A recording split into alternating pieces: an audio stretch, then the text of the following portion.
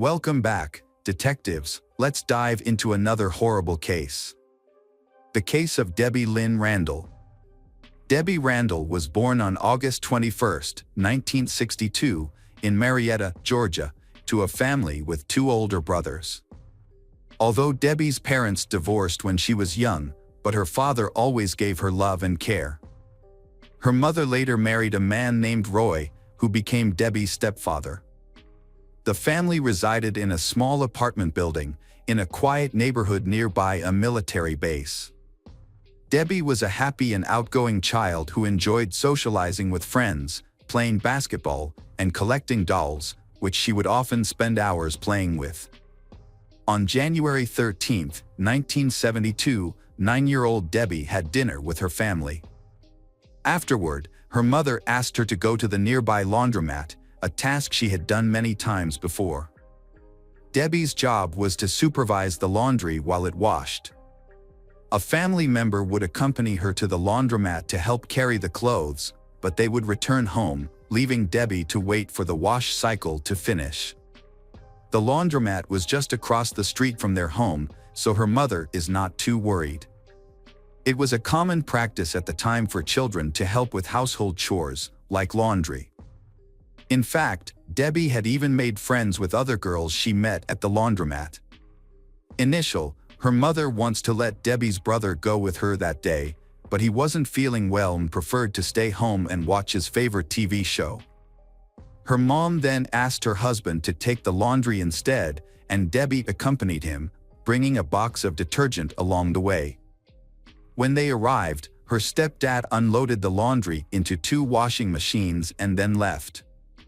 Debbie stayed behind to wait for the wash cycle to finish. Once it was done, she planned to walk home and ask someone to come back and pick up the clean clothes, as she wasn't strong enough to carry them all by herself. After a while, Debbie's mom realized she hadn't returned home, despite the fact that the laundry had been finished. As the sun started to set, she and her husband decided to look for Debbie. They walked to the laundromat but didn't find her there. A staff member told them that Debbie had left a while ago, and she hadn't returned yet. Getting concerned, Debbie's mom and her husband, Roy, started searching the surrounding streets for her. During their search, they noticed something unusual. A short distance from the laundromat, in the parking lot, detergent had been spilled next to one of the cars. This caught her attention because Debbie had been carrying a box of detergent. Her mom immediately suspected that the spilled detergent might be connected to Debbie's disappearance.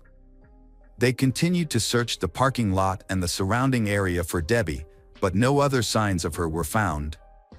Neighbors who were familiar with Debbie's family joined the search, but despite their efforts, no progress was made. Debbie's mother decided to call the police. Officers checked the area in the parking lot where the detergent had been spilled. The police noticed a new lead near a parked car close to the detergent. Multiple clear fingerprints were visible on the car door, just inches away from the spilled detergent. What caught their attention was that the fingerprints looked fresh, and they were located very low to the door handle, which raised suspicions. The police suspected that an unknown person may have taken Debbie and touched the car in the process, leaving the fingerprints behind. The police collected the fingerprints and handed them over to forensic experts for analysis. At the same time, the police began searching for the car's owner to determine whether the fingerprints belonged to them or an unknown person. The police began searching the streets for additional clues or witnesses. The laundromat employee reported that she had not noticed anything unusual. According to her, Debbie had been waiting for her laundry to finish and then left the building with a box of detergent, likely heading home to ask someone to pick up her clothes. However, it was not long before the police found their first key witness, whose statement would change the direction of the investigation. Sandra, a 12 years old, was walking to the laundromat with her friend to do some laundry. As they approached the laundromat, they witnessed a disturbing scene. A man grabbed a girl from the street and pulled her into his parked car near the laundromat. The girl struggled to free herself and screamed, but the man quickly got into the driver's seat and sped away. In the process, he almost hit Sandra and her friend. One of them shouted after the car as it drove off, but it was too late. At the time, Sandra didn't think much of the incident, assuming the man was the girl's father or a relative picking her up. She didn't report the incident to the police or tell any adults about what she had seen. A crucial witness came forward after learning about Debbie's abduction, providing investigators with vital information. The witness reported that the perpetrator's vehicle was a dark-colored pickup truck, possibly a 1957 model. She described the driver as a young white male with thick, dark hair, wearing a white t-shirt, jeans, and black work boots. Additionally, another girl who lived in the same building as Debbie shared her own observations from that evening. As she stood outside her apartment, a dark pickup truck drove by, initially her think it was her uncle behind the wheel. However, when the driver stopped in front of her and made eye contact, she realized it was not her uncle. A woman gave investigators a detailed description of a suspect, a white man in his 30s with medium-length dark hair. After gathering more information, they discovered another important witness who lived near the victim's house. The witness nearly collided with a dark pickup truck, possibly a Dodge, which was driving erratically. The driver, around 30 years old with dark hair, was recklessly maneuvering the vehicle. What caught the witness's attention was a girl inside the truck, desperately trying to escape while being restrained by the driver's one hand. The police distributed information about the suspect's vehicle to all patrol units and had police artists create a sketch based on the descriptions provided by the three witnesses. The search was divided into two main directions, with some officers searching for similar vehicles and verifying the owners, while others focused on locating Debbie. Each day, the search operation grew, with more volunteers and police officers from neighboring towns joining in. Approximately 4,000 people participated in the large-scale search operation, a record-setting number for both the city and the state. Meanwhile, detectives investigated Debbie's acquaintances, including her male neighbors, stepfather, and biological father. However, after the investigation, all of them were ruled out as suspects. Debbie's father, who lived in the same city, was informed of his daughter's disappearance and immediately joined the search. Detectives searched for Debbie by checking the backgrounds of previously convicted criminals living nearby, but they didn't find any suspects. Despite 2 weeks of searching, no leads were found. On January 29th, students joined the search and were tasked with searching a wooded area close to Debbie's home. After nearly 5 hours of searching, one of the students found footprints leading off the trail and into the forest, indicating that something had been dragged. Following the tracks 150 feet into the woods, the students stumbled upon a human body.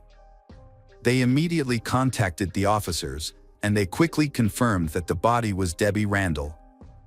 She was wearing a lavender dress and a dark blue zip-up jacket with a hood, matching the description provided by her mother on the day she went missing. However, her new lavender shoes, a Christmas gift she had received just weeks earlier and was particularly fond of, were missing. She still had her socks on, but her shoes were nowhere to be found. Debbie's body was examined by medical experts, who concluded that she died from strangulation and had also been assaulted sex. A single dark hair was found on her body, which likely belonged to the killer. However, since DNA analysis was not available at that time, this evidence could not be further analyzed. The experts used a microscope to examine the hair and made a guess, based on their knowledge at the time, that it belonged to a man between 18 and 30 years old.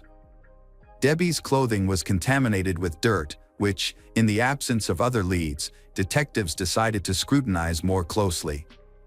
They consulted a geologist who worked with the forensic team to analyze the dirt.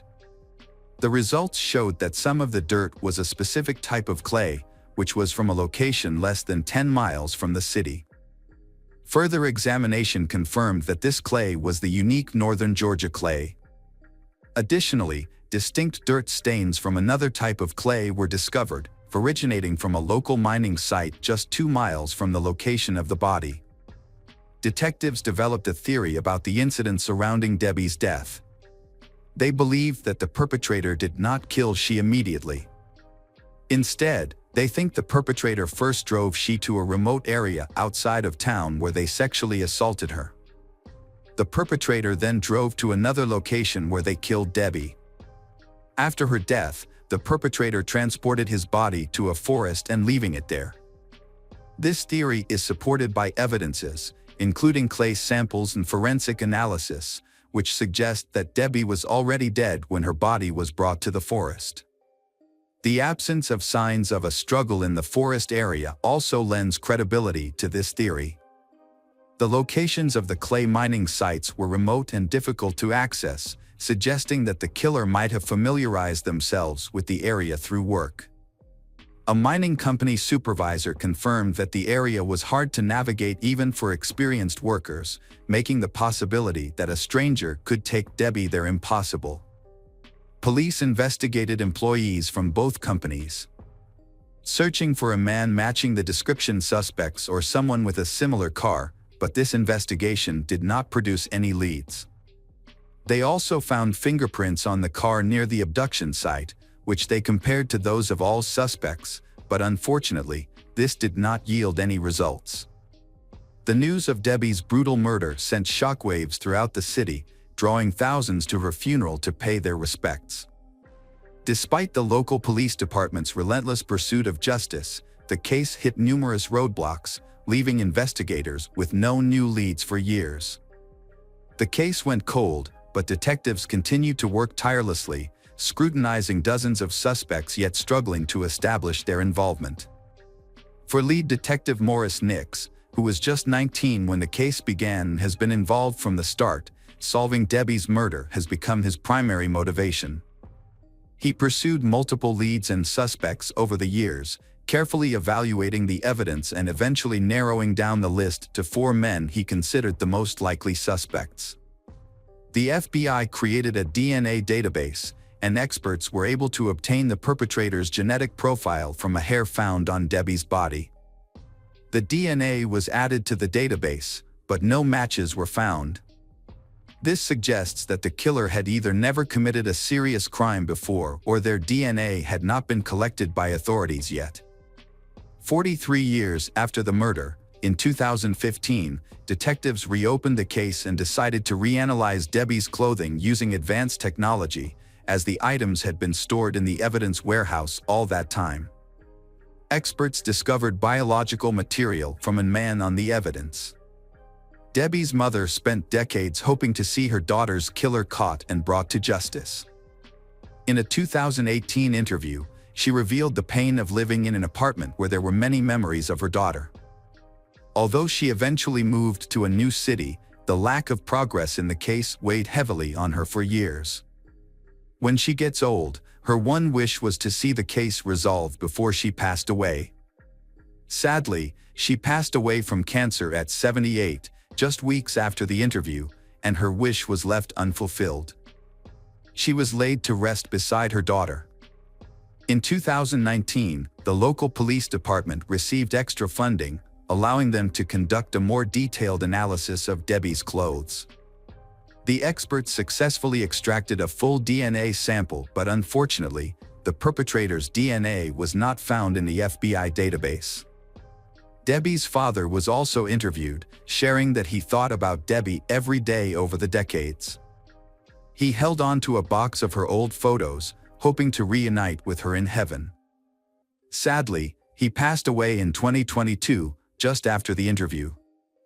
In 2022, detectives focused on the case, following their one lead, DNA. They contacted a Florida company that specialized in genetic genealogy, an innovative DNA analysis method. The police provided the company with all the biological samples they had collected over the years. Using these samples, experts created a DNA profile of the suspect and searched for his relatives in genetic databases. To identify the killer, investigators exhaustively examined thousands of using genetic genealogy, then they focused on one family in Marietta. In 2023, the family members willingly provided DNA samples, which helped investigators establish a familial connection to the killer.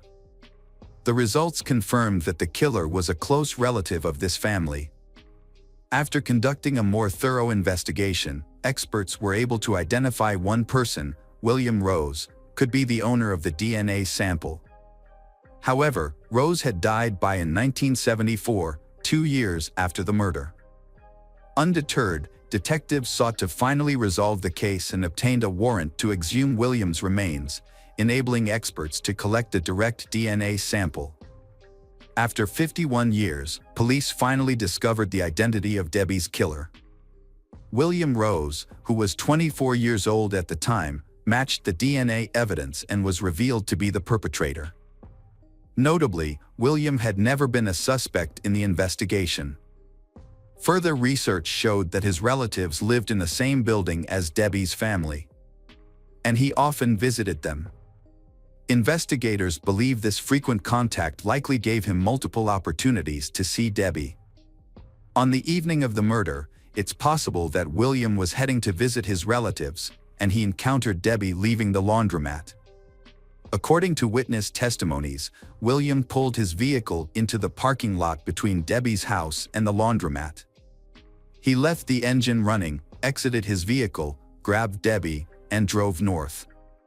The direction of his escape led police to suspect that he may have immediately driven to a nearby clay quarry. Notably, William had no other serious criminal offenses on record. It is unclear whether he committed other crimes that went undetected or if Debbie's murder was an isolated incident. By the time the case was solved, the only living close relative of Debbie was her older brother, Melvin. He attended a press conference where the identification of the culprit was announced and expressed gratitude to everyone involved in solving his younger sister's case after more than 50 years. Melvin also shared that he wished his mother had lived to see this moment, but he took comfort in believing that she was now reunited with Debbie in heaven. Welcome back, mystery lovers. Today's case is going to keep you on the edge of your seat. The case of Diogo Goncalves. Diogo Goncalves, born in 1999 in the city of Albura, Portugal, is an only child in a poor but hardworking family. His family made a living mainly from the unstable tourism industry. His parents always considered Diogo a good son.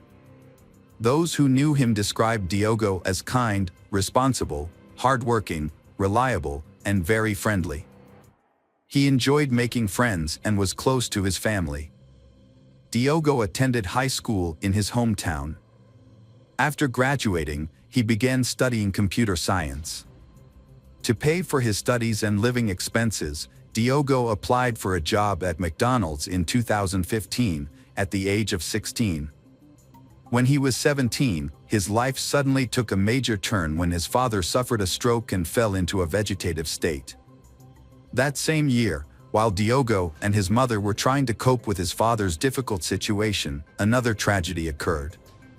Diogo's mother, who had always supported him in his studies and upbringing, was involved in a traffic accident. While she was on her way to work at the shopping mall where she worked as a cleaner, a car hit her, dragging her for several meters and causing her to die from her injuries. Although the driver fled, the police identified him and brought him to court. While Diogo awaited the verdict on the perpetrator of his mother's death, he had to move to a medical facility to receive the necessary care. His aunt, concerned about Diogo's situation, invited him to live with her, but the two had a serious disagreement. After a few weeks, they could no longer live together. Diogo told a friend about his situation, and the friend's parents offered him a room in their house in the Albufeira neighborhood. Here, Diogo was close to friends and people who helped him feel at home. Despite his young age, Diogo has shown an excellent ability to handle and overcome difficulties with patience and optimism. In 2017, at the age of 18, Diogo graduated with a degree in computer technology and completed a 6-month internship at Villa Vida Park. a top 5-star hotel. Diogo's abilities impressed the directors, and they offered him a job at the hotel as a technician. In 2018, Diogo decided to accept the offer and left the fast food chain where he had worked for almost a year as a shift manager. He entered a new phase of his life, envisioning a future filled with opportunities that would help him rise above the hardships he had experienced. After working at the company for a while and contemplating brighter days, he decided to buy a car. Diogo got along well with his colleagues, especially a girl he had a crush on, Maria Malvero, a 19-year-old hotel security guard. Maria Malvero was born into a normal family and, like Diogo, has gone through many hardships. Her mother suffered from mental illness, and her father left when she was very young, leaving her never to see him again. Maria, who works in security, became interested in martial arts and started practicing karate. She dreamed of becoming a police officer but was rejected by the academy because of her tattoos. This frustrated her, and she decided to join the SEER Info training course, which specializes in training security guards for the private security sector. Diogo has feelings for Maria and has expressed them openly to her from the beginning, but she does not reciprocate and maintains a cold attitude. Diogo is very fond of Maria, so much so that he turns down an attractive job at the Sheraton hotel chain in Lisbon just because he does not want to be away from her. He often brings her meals while she is on duty. Over time, Diogo and Maria became close, and people around them saw them as a couple, although there was no romantic relationship between them. Maria told Diogo that she did not want a relationship with him because she had just gotten out of a toxic relationship with a naval officer. However, she kept in touch with Diogo, causing him to harbor hopes of a future with her. Diogo did not give up hope and always tried to be close to her and please her. One day, Diogo was devastated when he accidentally saw a video on social media of Maria kissing another girl. Diogo was upset because he thought she should have told him that she didn't like boys, which was why they would never be together.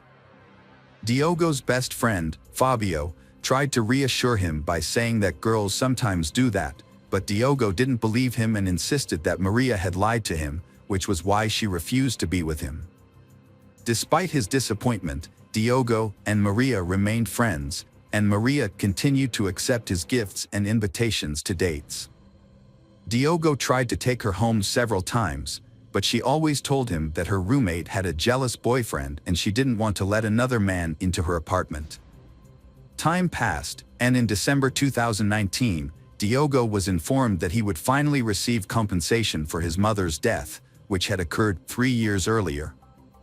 After receiving the sum of €70,000, the young man decided it was time to buy a house so that he would no longer have to pay rent. Diogo shared the news of his mother's insurance money with Maria. A few weeks later, Maria decided to quit her job at the hotel. She said that she could no longer bear the comments of her colleagues about her alleged relationship with Diogo. Maria also justified it by saying that she wanted to spend more time with her mother, who needed more attention because of her mental illness. At that time, Diogo had no reason to doubt Maria's words.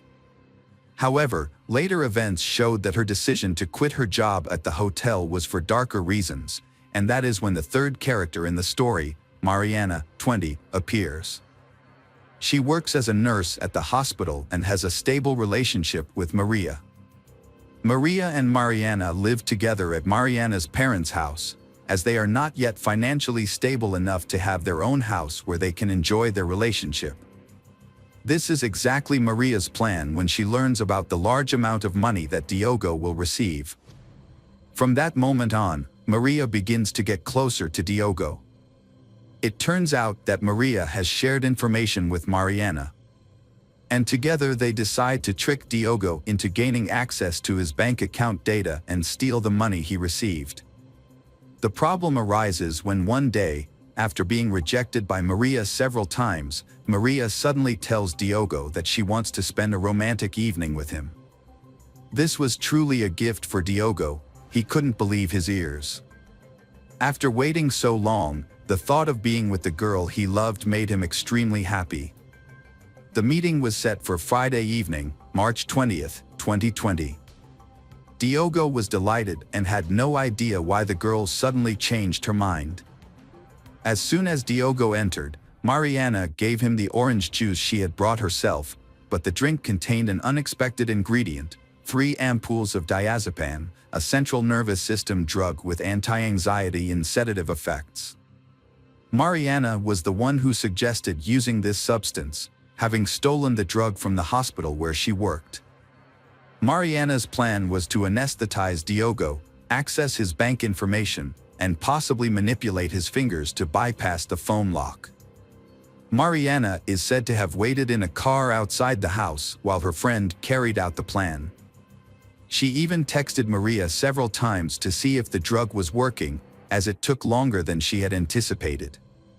The situation inside the house became increasingly tense. Diogo did not understand what was happening and began to get anxious. Maria then tried to calm him down by promising to dance erotically, but first, she had to tie him to a table. After being in that position for a few minutes, Diogo panicked and asked Maria to let him go, but she became aggressive and began to beat Diogo. Using her martial arts skills, Maria overpowered Diogo, knocked him to the floor, and wrapped her arms around his neck, preventing him from breathing. According to Mariana, Maria then told her to go inside the apartment, and when she entered, she found Diogo lying on the floor. Mariana asked Maria what happened and criticized her for going off plan. The original plan was just to steal the key and take his money. When Diogo was unresponsive, Mariana performed CPR. However, when he regained consciousness, he became very agitated and tried to attack Mariana. In response to Diogo's reaction, Maria overpowered him by grabbing him from behind, throwing him to the floor, and strangling him again. Diogo lost his life at the hands of the girl he loved. His body was found in Maria and Mariana's living room, and soon after, they began their evil plan. They cut off his thumb and index finger to unlock his phone, log into the mobile payment app, and transfer money. This process lasted for several days due to the daily transaction limit at that time. Since Diogo was scheduled to go to work the next day, Maria and Mariana devised a plan to prevent Diogo's coworkers from discovering his absence. Maria and Mariana impersonated Diogo to text one of his coworkers. The colleague received a message from Diogo's number, saying that he would not be able to come to work and needed a replacement. However, this message seemed like an unannounced absence, which was unlike Diogo, who did not like to change shifts, so the message felt strange to the colleague. The colleague then asked Diogo if there was a problem and was told that everything was fine. The conversation with the hotel staff and people close to Diogo continued throughout Friday and part of Saturday, but these messages were increasingly uncharacteristic of him. On Saturday morning, Diogo's boss received a text message saying that he would not be returning to work because he had met a French woman and was moving in with her. This story seemed very strange to the boss because Diogo was a responsible person and would never quit his job so suddenly. In search of answers, the boss started calling Diogo, but he did not answer. He then received another message saying that he was not well enough to talk on the phone. Diogo's boss replied that he could only calm down if they could talk. He wanted to hear his voice and his explanation for what was happening. The reactions of Diogo's relatives to the messages Maria and Mariana sent convinced the girls to change their plans to explain their boyfriend's sudden disappearance. They decided to make it seem as if Diogo had decided to end his life and planned to dismember his body to get rid of the evidence. Maria later claimed that they were inspired by the TV show Dexter, about a forensic scientist who kills criminals and evades justice by removing traces of his crimes by dismembering his victims.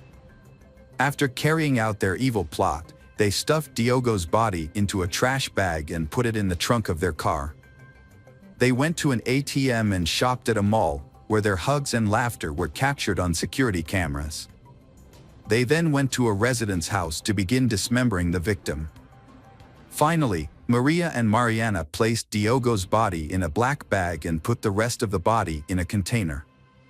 Meanwhile, at Mariana's parents' house, Diogo's friends launched a campaign to report him missing and contacted the authorities.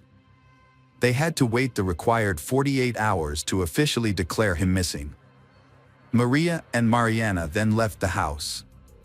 Maria drove Diogo's car to the cliffs near the San Vicente Lighthouse in Cabo. Mariana followed Maria in her car. At around 2 p.m. that same day, Mariana threw Diogo's body off the cliff. She then left Diogo's car nearby. They thought that this way they could make it look like Diogo had committed suicide. Maria had no idea that instead of falling into the sea, the body would get stuck on a rock. They then left together in Mariana's car. They drove about 7 kilometers in 12 minutes to the Inferno Dago waterfall in the town of Tavira, where they threw Diogo's remains into the water. Shortly thereafter, Diogo's car was discovered in a parking lot near the Cabo de São Vicente lighthouse. According to multiple sources, 2 laptops were found in the car.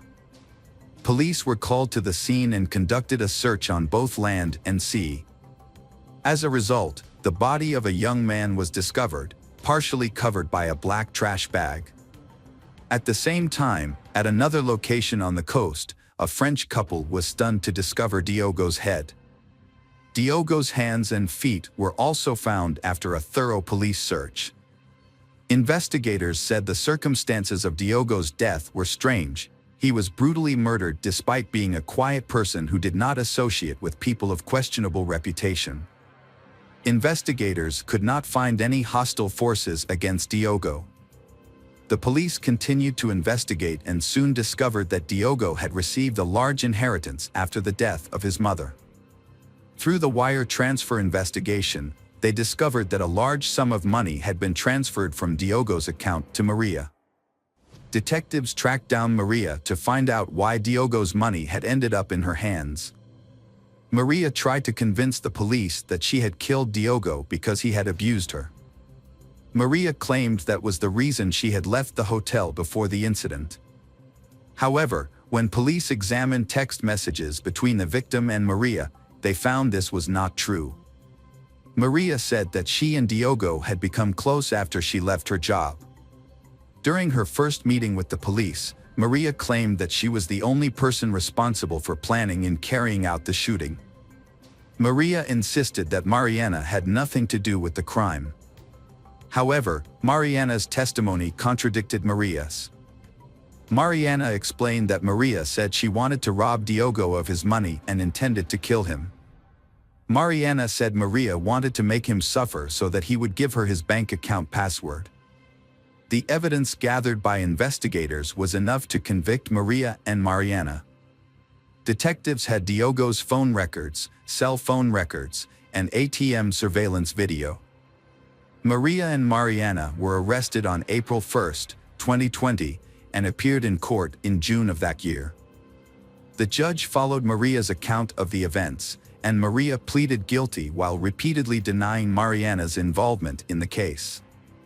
She said Diogo's body had been in a suitcase in a car parked in the garage for 2 days, and that's where the remains were dismembered. The judge then asked Mariana where she was when Diogo's body was dismembered. It was notable that the joints of the body were separated with great precision. All eyes in the courtroom were on Mariana, who was also a longtime nurse. Mariana answered all the questions and said that everyone knew she worked at the hospital, so they suspected that she was the one who dismembered the body. She further explained that using the internet, the matter could be cleared up. The judge ordered Maria and Mariana to be detained because this was a serious crime under the law. The crime was committed in a cold, calculated, reckless, and extremely cruel manner. A few months later, the trial took place on February 24, 2021. In her testimony at the trial on February 26, 2021, Maria stated that she initially sought revenge on Diogo for his violent behavior but did not intend to kill him. She admitted that her goal was to humiliate him. Maria also confirmed that her friend had no connection with Diogo and did not know about the murder. Maria argued that her actions were not motivated by Diogo's money. In addition, Maria and Mariana attended the trial together but avoided looking at each other. It was rumored that after their arrest and imprisonment, they ended their relationship. On April 27, 2021, the court delivered its verdict. Maria was found guilty of aggravated murder, complicity in indignity to a corpse, robbery, unlawful access, fraud, carjacking, and illegal possession of a weapon. She was sentenced to 25 years in prison and ordered to pay €265,000 in compensation to Diogo's father. Mariana was acquitted of murder but convicted of desecration of a corpse, complicity, and fraud. She was sentenced to 4 years in prison for these charges. However, she was released because the charges she was convicted of did not require pre-trial detention until the final verdict was delivered. The court determined that Mariana's attempt to revive Diogo showed that she had no intention of killing him. The judge took into account Mariana's confession, in which she accepted full responsibility for her actions. Despite this, the Portuguese public disagreed with the verdict, considering Mariana as guilty as Maria of the crimes against Diogo. After the verdict, Mariana left the court through the back door, where her father, who had attended all the hearings, was waiting for her. Neither Mariana nor her father would speak to reporters. Welcome back, mystery lovers. Today's case is going to keep you on the edge of your seat. The case of Rhonda Casto. Julia Simmons lives with Stephen Nichols, a divorced stock trader, in his 3-bedroom house outside Portland, Oregon. Julia and Stephen met online while she was looking for a place to rent. Julia was impressed by Stephen's charm and kindness. While living together, Stephen met Rhonda Casto, Julia's 20-year-old daughter. Although he is 10 years older than Rhonda, Stephen was attracted to her beauty and admirable personality. Surprisingly, Rhonda also had feelings for Stephen. From there, they began a romantic relationship. As Stephen and Rhonda's relationship became more serious, they decided to live together in Stephen's apartment. During their relationship, Stephen developed a close relationship with Rhonda's family, especially with her 2 sisters, Melanie and Tessa. Tessa, who was 9 years old at the time, was very fond of Stephen because of his fun and playful personality. As the years passed, Stephen and Rhonda lived together but were not married. Rhonda often dreamed of getting married and her friends knew this. Stephen promised to marry her in the summer of 2009. They had a baby girl and motherhood became the best thing in Rhonda's life. Her daughter became the center of Rhonda's life and she cherished every moment with her. She loved being a mother, but also wanted to return to her modeling career. According to Stephen, after giving birth, Rhonda gained a lot of weight and felt unhappy with her body. They decided to hike 25 of the most beautiful trails in Oregon together to help Rhonda lose weight. Stephen said that their relationship was good, they rarely argued and became closer. However, Rhonda's friends told a different story. They revealed that Rhonda had confided in them about Stephen's abuse. Rhonda even took pictures of her back in the mirror to document the bruises Stephen had caused. On March 16, 2009, Stephen and Rhonda, both 23 years old, went hiking together on the Eagle Creek Trail. During the hike, Rhonda took a picture of Stephen using his cell phone. Before leaving, Rhonda jokingly texted her mother, saying, "He's either going to give me a ring or throw me off a cliff. Haha." Initially, the weather was nice. However, Stephen later said that Rhonda began to act strangely.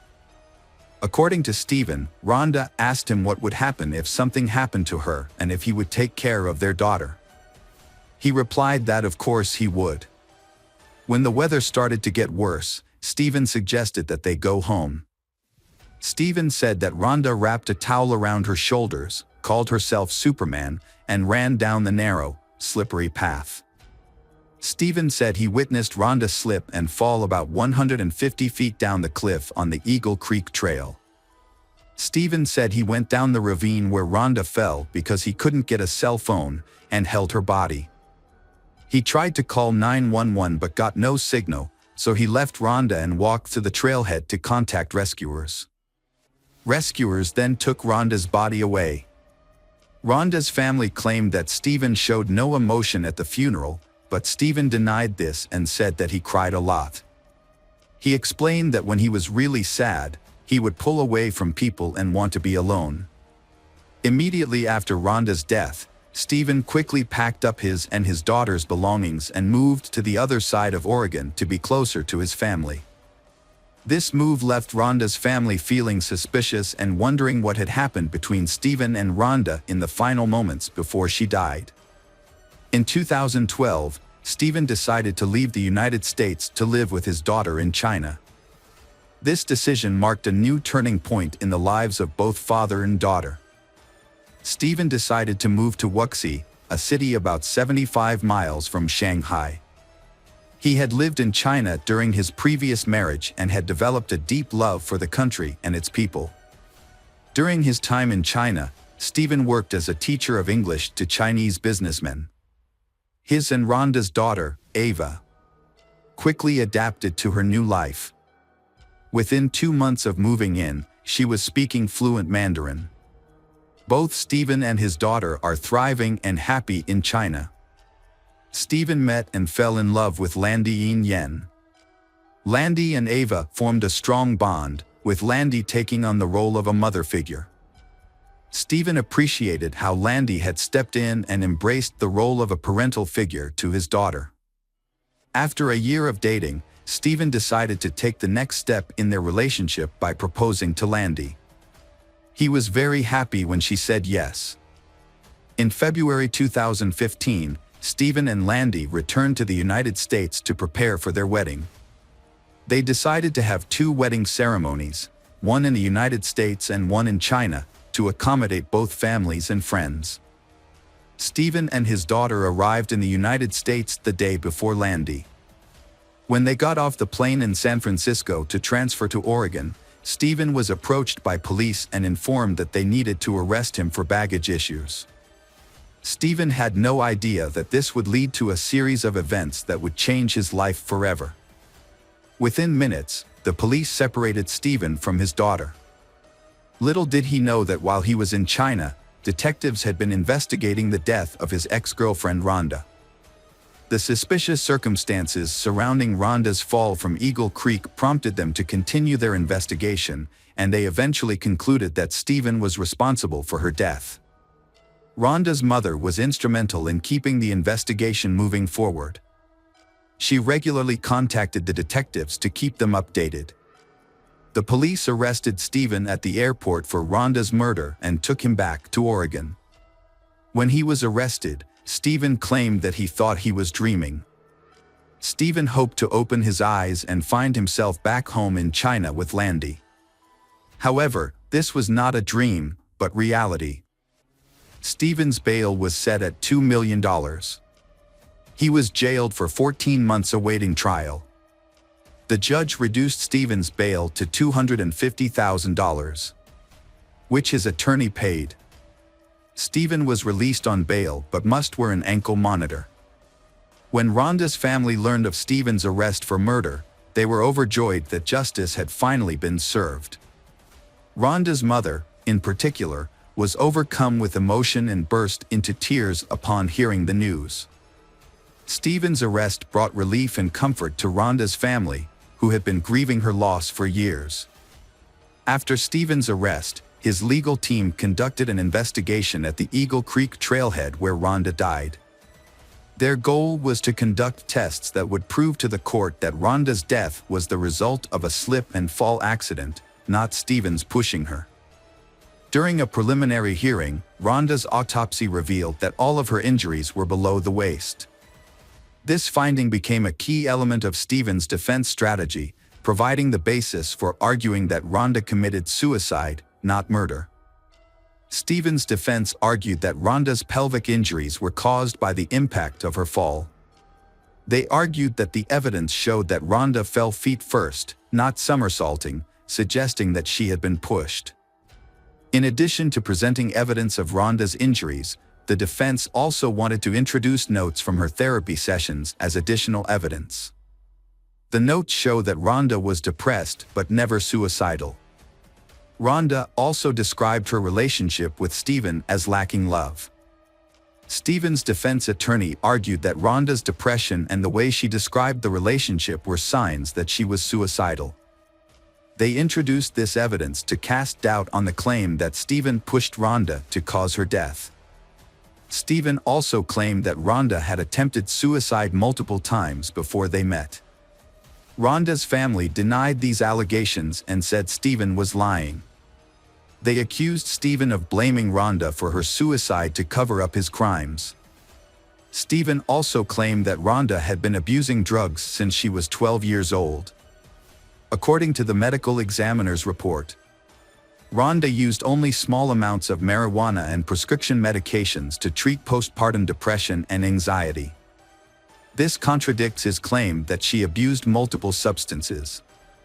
During the preliminary hearing for Rhonda's murder, a shocking revelation was made. Stephen, in his early 30s, had been having an affair with Rhonda's 16-year-old sister, Melanie. This came as a surprise to many due to the significant age difference between them. The prosecution argued that this inappropriate relationship may have been the motive for Stephen's murder of Rhonda. They believed that Rhonda had discovered her husband's behavior, leading to tension that may have led Stephen to kill her. After being arrested for Rhonda's murder, Stephen was indicted on 5 additional counts of sexual abuse against Rhonda's sister, Melanie Casto. Specifically, 2 counts of third-degree sexual assault and 3 counts of third-degree oral copulation. While awaiting trial for the 2005 murder, Stephen pleaded guilty to 2 counts of sexual abuse. He signed a statement admitting to having sex with Melanie Casto on 2 occasions. However, Stephen later claimed that he was coerced into confessing and that his confession was untrue. Stephen explained that he only confessed because he believed doing so would allow him to fight and have a chance to regain custody of his daughter.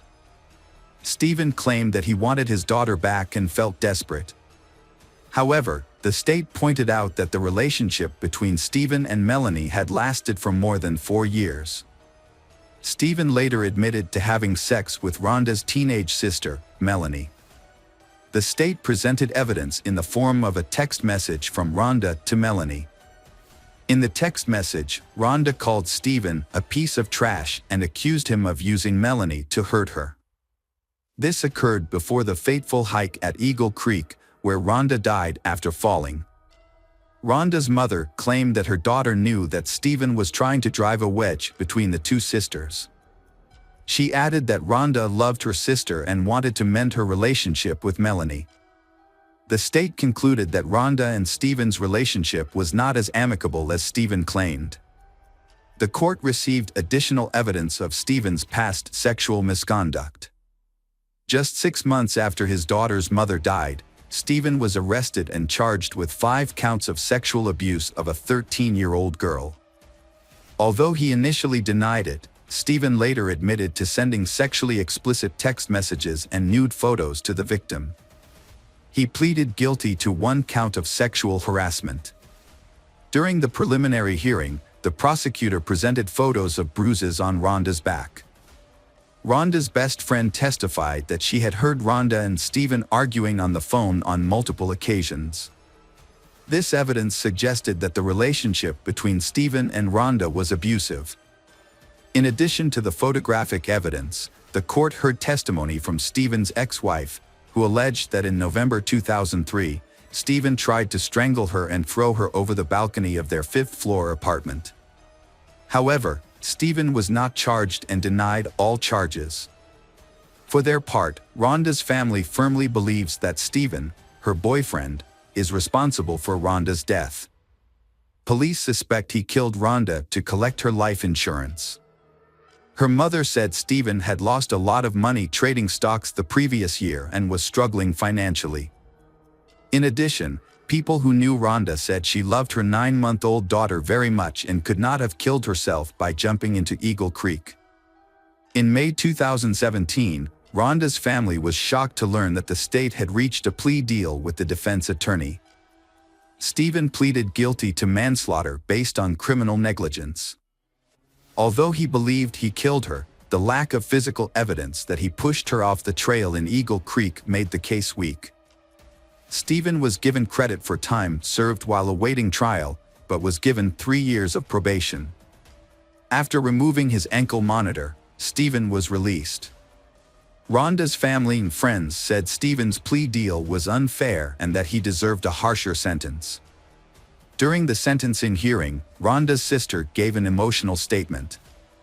She expressed anger and frustration towards Stephen, saying that he had destroyed their family and caused immeasurable pain.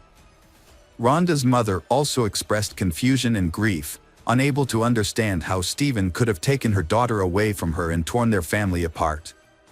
Stephen insisted that he did not force Rhonda, but accepted the deal because the time limit for regaining custody of his daughter was about to expire.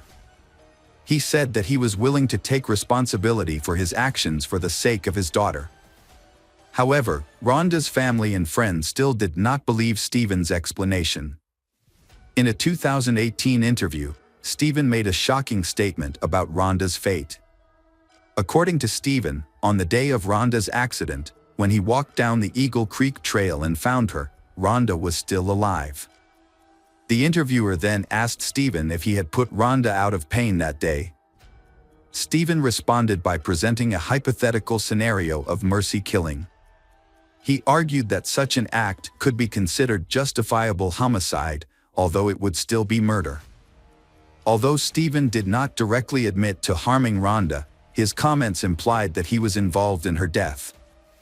In 2017, Rhonda's mother filed for Social Security benefits for her niece, Rhonda's daughter, Ava. She claimed that her niece lived with her and promised to use the benefits to care for the baby. However, the state alleges that from April 2010 to December 2014, the time Rhonda's mother claimed her niece lived with her, the child actually lived with her biological father, Stephen.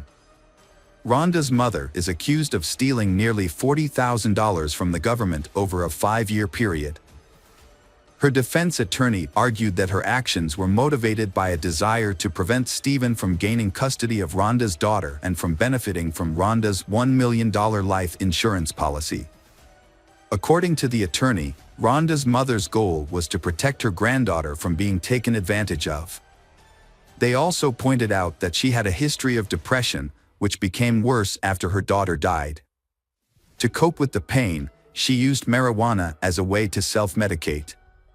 The defense argued that her use of the drug impaired her judgment and thinking.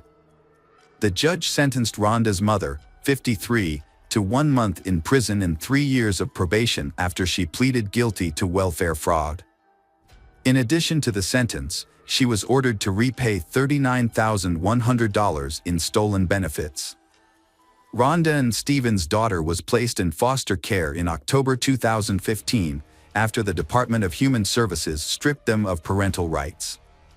The decision came after Stephen pleaded guilty to sexually abusing a 13-year-old girl. The Oregon court eventually stripped him of his parental rights. However, Stephen has appealed the decision. Welcome back, detectives. Let's dive into another horrible case. The case of Adrienne Jones. Adrienne Jessica Jones lived in Mansfield in 1995. At the age of 16, she made a strong impression on the surrounding community with her beauty. Adrienne was known for her hard work in school and her passion for sports, becoming a role model for many. In 1995, Adrienne was a junior at Mansfield High School. From the moment she started studying there, she quickly became a beloved figure. Her friends and teachers admired her kindness, intelligence, and positive spirit. Adrienne was an excellent and ambitious student. She took advanced classes and spent a lot of time studying every day. Her efforts were rewarded with high grades. After graduating from high school, Adrienne planned to become a veterinarian. In addition to her studies, Adrienne is also a talented athlete. She was a member of the women's soccer team and showed impressive skills. However, after an injury, she switched to the women's cross-country team. This shows Adrienne's perseverance and adaptability in both her studies and her sports. The decision to join the cross-country team helped Adrienne maintain an active lifestyle and improve her fitness. She accepted this new challenge and worked hard to improve her fitness. With her determination and dedication, Adrienne quickly became an important member of the team.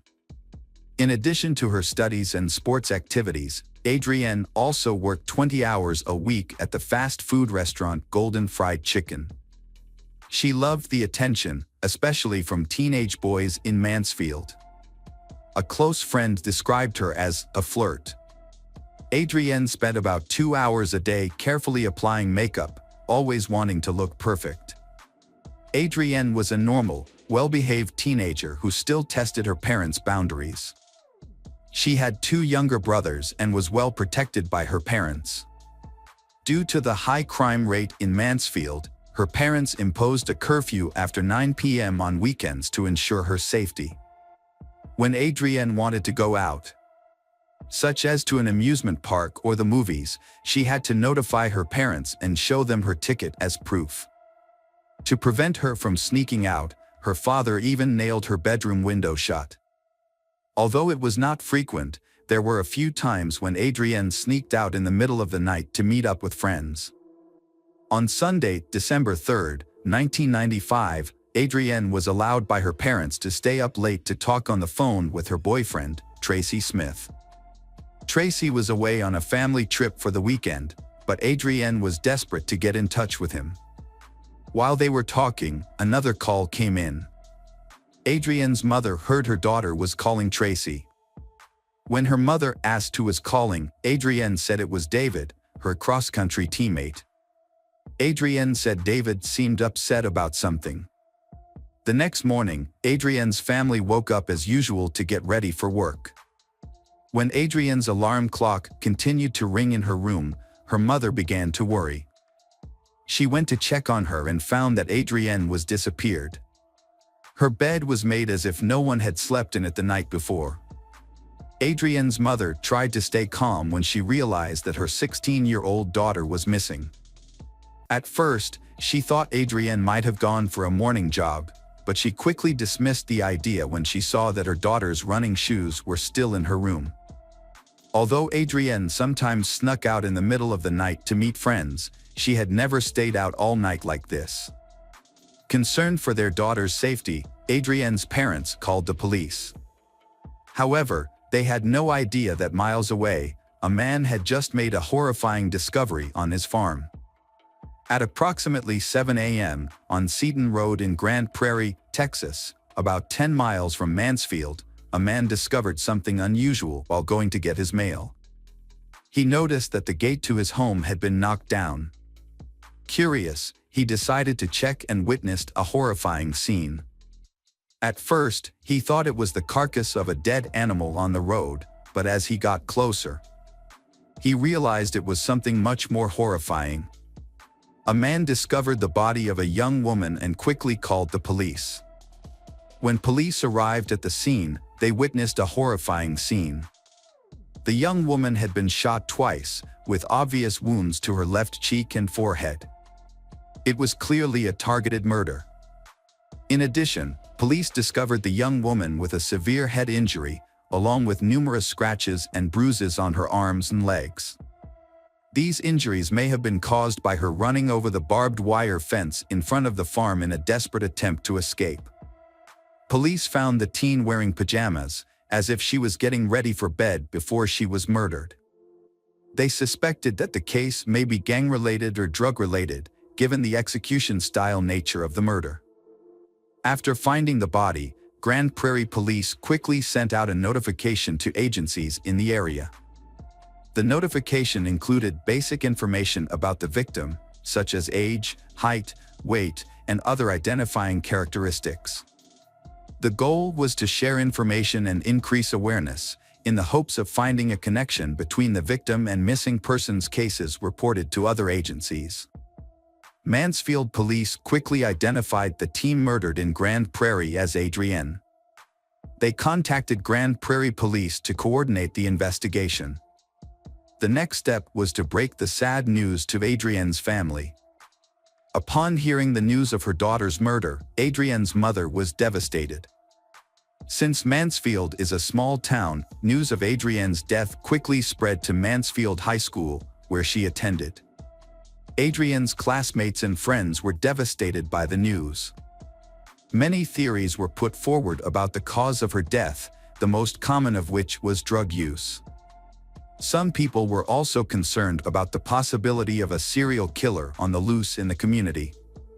Her mother reported a phone call between Adrienne and her boyfriend Tracy, and another teenager named David had called at the same time. According to her mother, one of Adrienne's younger brothers heard the sound of a car engine outside the house sometime after midnight. When he looked out, he saw a pickup truck driving away. Police was trying to identify David, who had been in contact with Adrienne on the night of her murder. To gather more information, they approached Adrienne's cross-country coach. The coach said that there was a member of the team named David Graham. However, the coach was surprised to hear that David had called Adrienne, as there had been no previous indication that the two had a relationship. David Graham was a typical American teenager. At the age of 7, after seeing an air show, David decided to become an Air Force pilot and told his father about his dream. Since then, he has worked hard to make his dream come true. At Mansfield High School, David was a popular and well-liked student. He had a natural charm and was always cheerful. Although many girls were interested in him, it was Diane Michelle Zamora, a senior, who pursued David. Diane stood out from the crowd because she shared David's desire to join the military and was actively pursuing her goal. After Adrienne was murdered, the police interviewed David Graham. David admitted to knowing Adrienne since they were both on the cross-country team, but insisted that they were just casual friends. The police asked David if he had been in contact with Adrienne the night she was murdered. David denied it completely, saying that he had been home studying with his girlfriend Diane Zamora that night. The police thoroughly investigated David as a suspect in Adrienne's murder. They contacted Adrienne's friends to find out more information. One of Adrienne's closest friends said that she knew all of Adrienne's secrets, but had never heard Adrienne mention David. Furthermore, when the police checked Adrienne's phone contacts, they did not find David's phone number. This discovery further confirmed that David had nothing to do with Adrienne's murder. So the police eliminated David from the list of suspects. They turned their attention to Tracy Smith, Adrienne's boyfriend. However, the police quickly established that Tracy had a solid alibi. On the night of the murder, he was out of town with his family. In addition, Tracy voluntarily took and passed a lie detector test. This evidence further proved Tracy's innocence in the case. During his interview with the police, Tracy Smith provided important information about Adrienne's murder. He said that on the night of the murder, while talking to Adrienne on the phone, she had told him that someone named Brian had called.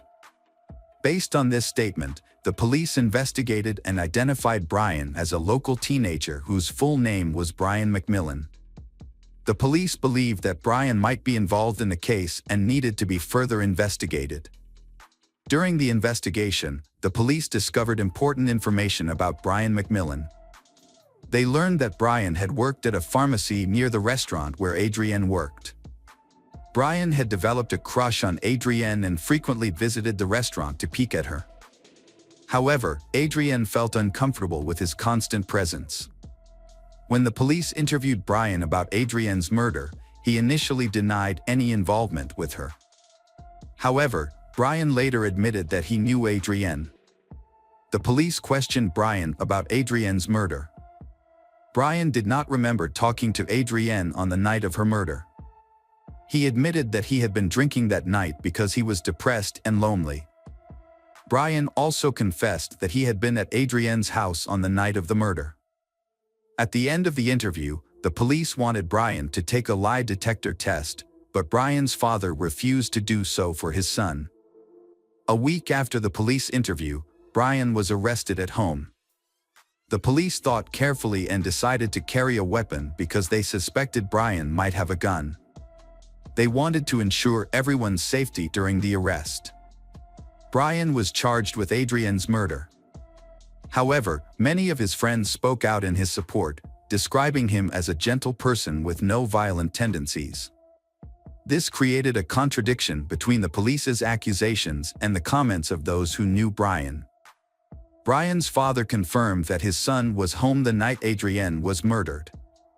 Brian was held in custody for 3 weeks, including Christmas and New Year's, pending further investigation and legal proceedings. During this time, the district attorney's office asked Brian to take a polygraph test, which he passed with flying colors. Due to the lack of evidence linking Brian to Adrienne's murder, the district attorney's office decided to release him. After 9 months of investigating Adrienne's murder, the Mansfield, Texas police made a major breakthrough. The information came from Annapolis, Maryland, where Diane was a student at the Naval Academy.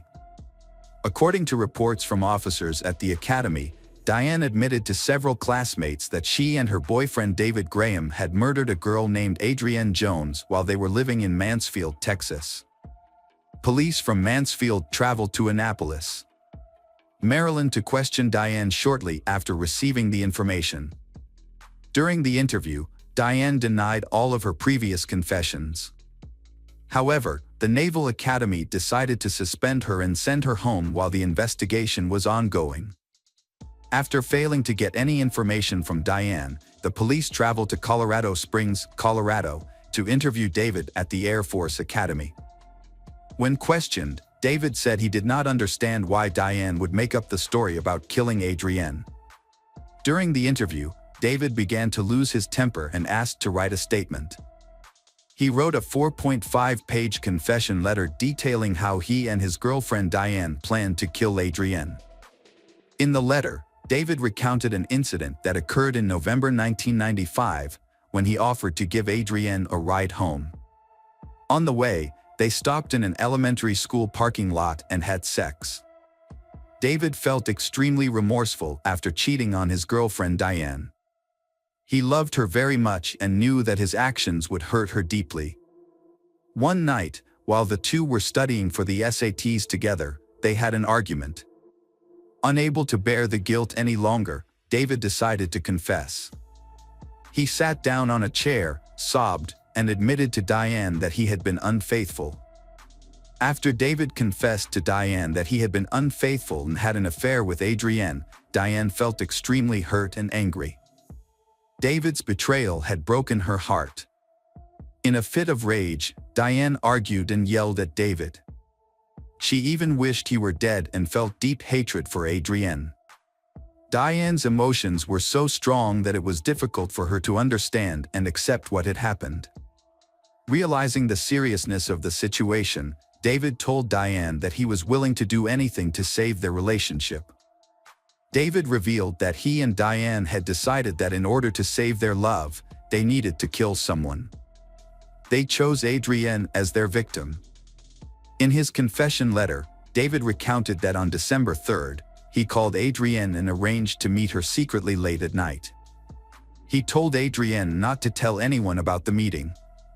David had originally planned to meet Adrienne alone, kill her, and dump her body in a lake.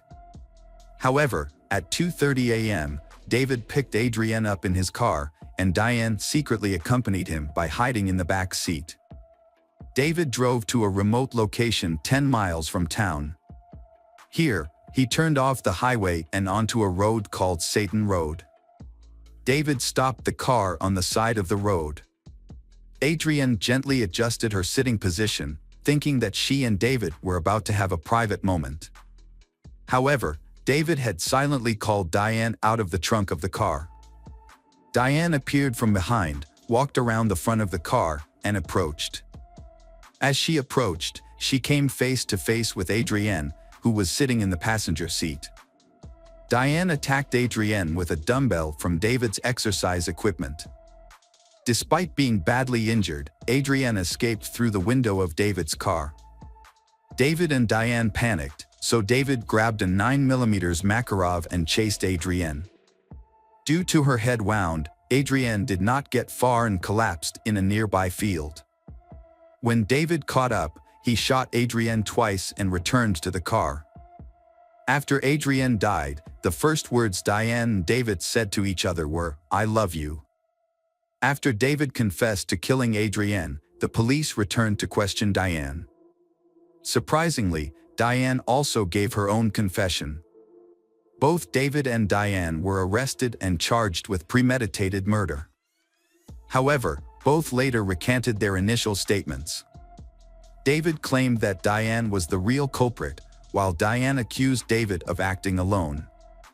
In 1998, Diane's trial took place in February of that year. During the trial, several witnesses testified that Diane had shown no remorse for killing Adrienne. After deliberations, the jury returned a verdict on February 17, finding Diane guilty of premeditated murder. As a result of this verdict, Diane was sentenced to life in prison, with the possibility of parole after 40 years. In the same case, David Graham was also convicted of Adrienne's murder and received the same sentence, life in prison with the possibility of parole after 40 years. Hello, crime enthusiasts, are you ready for another chilling investigation? The case of Sherry Papini. Keith Papini and Sherry first met in junior high, when he was in 7th grade and she was in 8th grade. Their friendship quickly blossomed and they remained close throughout their teenage years. However, over time, they lost contact with each other and went separate ways. Sherry eventually moved on and married another man in 2006, but their marriage was short-lived, lasting only 2 years.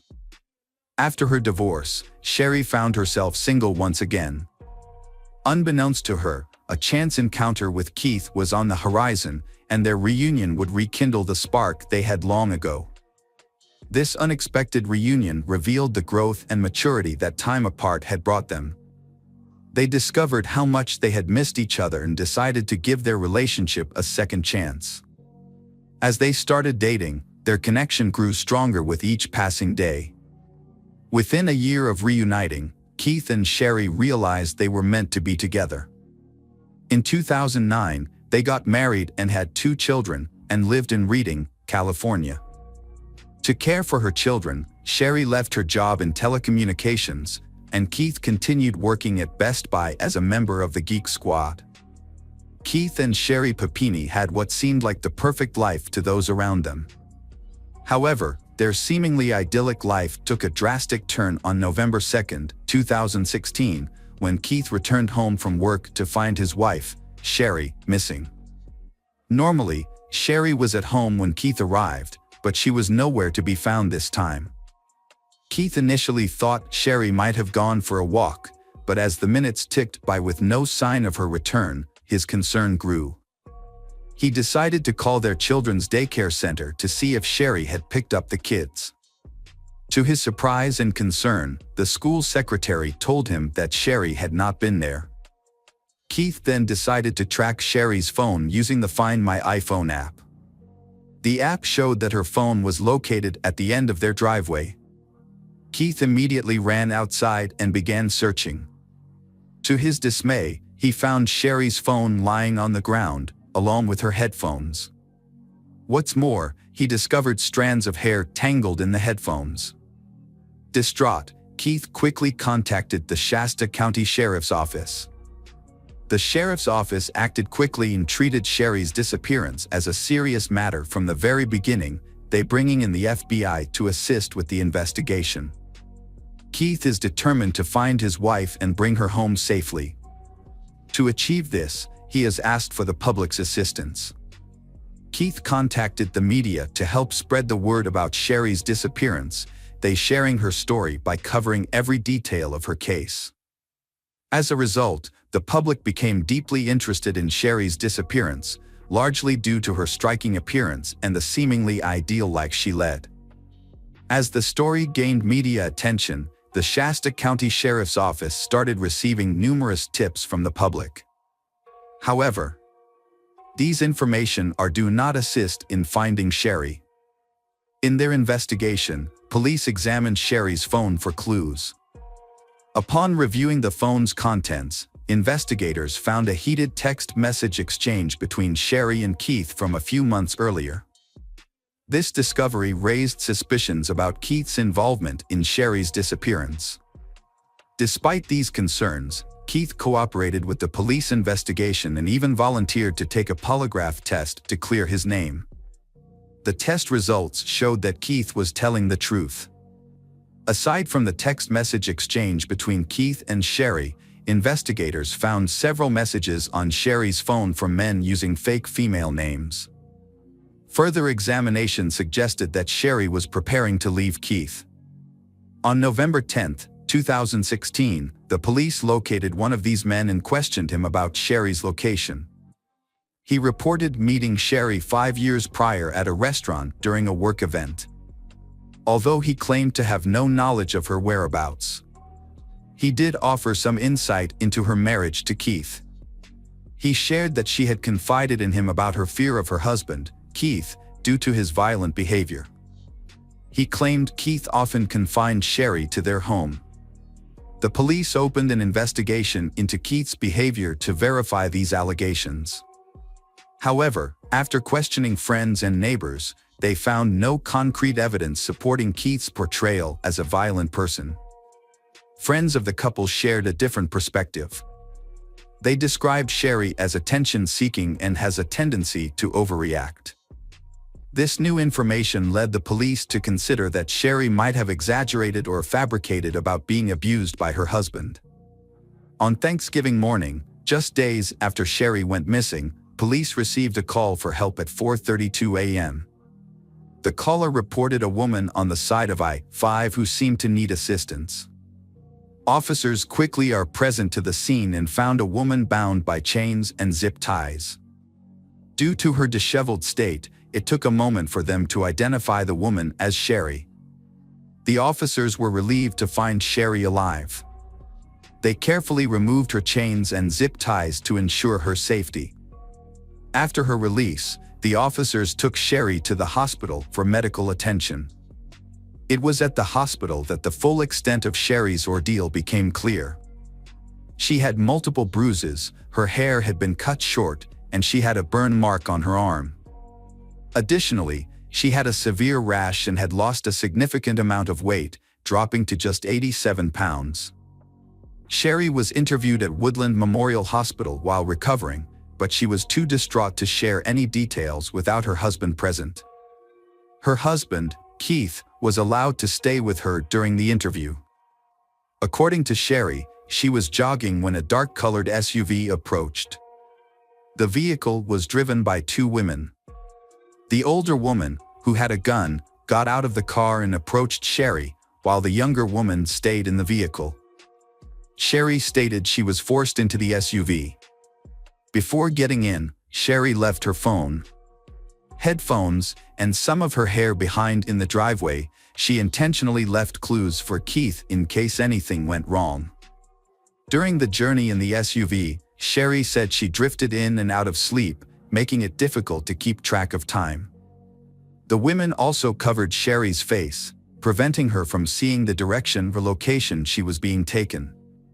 Sherry reported that her captors, 2 women, told her that she was taken because a man wanted to buy her. However, the women did not provide any information about the man's identity or his location. As a result, Sherry felt unease and fear, unsure of where she was being taken or what would happen to her during her captivity. During her testimony, Sherry also claimed to have experienced physical abuse from one of the captors. She alleged that this woman physically hit her many times, causing various injuries. She stated that she was branded on her right shoulder with the word Exodus, which would reportedly make her more appealing to her buyer. Sherry's captors played Mexican mariachi music constantly, of discomfort for Sherry. Throughout her captivity, Sharendra was confined to a small room with boarded-up window. Sherry described the basic but unsanitary and uncomfortable living conditions. In the closet, where she was chained, there was a bucket for her to use for both bowel movements and urination. Approximately 3 weeks after being in captivity, Sherry heard the sound of a gunshot. After that, she never saw the older Hispanic woman again. The other captor, who had been known to remain silent, now communicated more and ordered Shara into a car, then driven along Interstate I-5. Car suddenly came to a stop, catching Sherry off guard.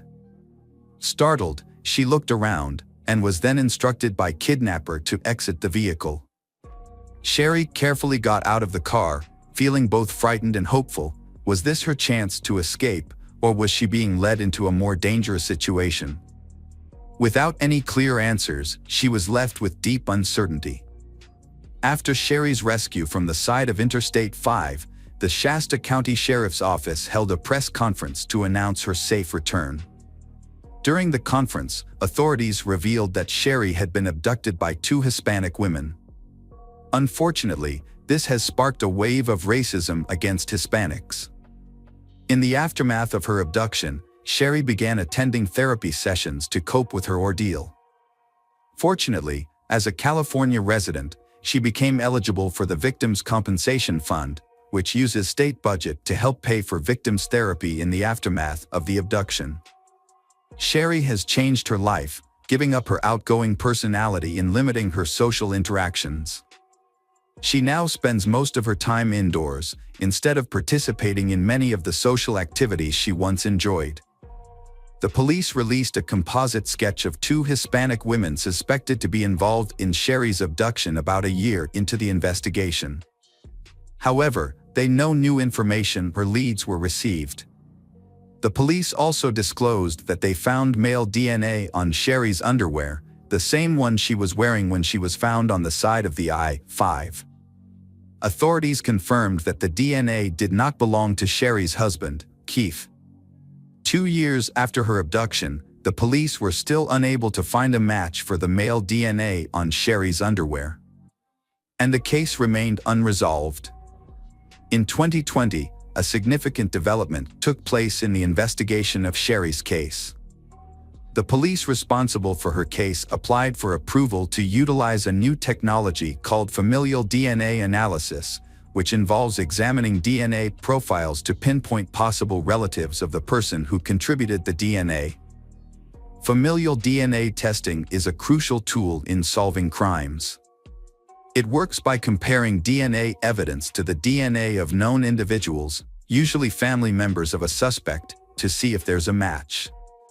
To aid in the investigation, researchers use genetic markers shared among relatives to narrow down the pool of suspects. In the Sherry Papini case, the police have found new clues when they matched male DNA found on her underwear to family member James Reyes, Sherry's ex-boyfriend. This unexpected result led to numerous questions and changed the direction of the investigation. As a result, the police began to suspect Sherry's ex-boyfriend of being involved in her abduction. To investigate further, the police collected a soda bottle from James's trash and sent it to the forensic lab for DNA analysis in June 2020. The lab then compared the DNA from the soda bottle to the DNA sample found on Sherry's underwear.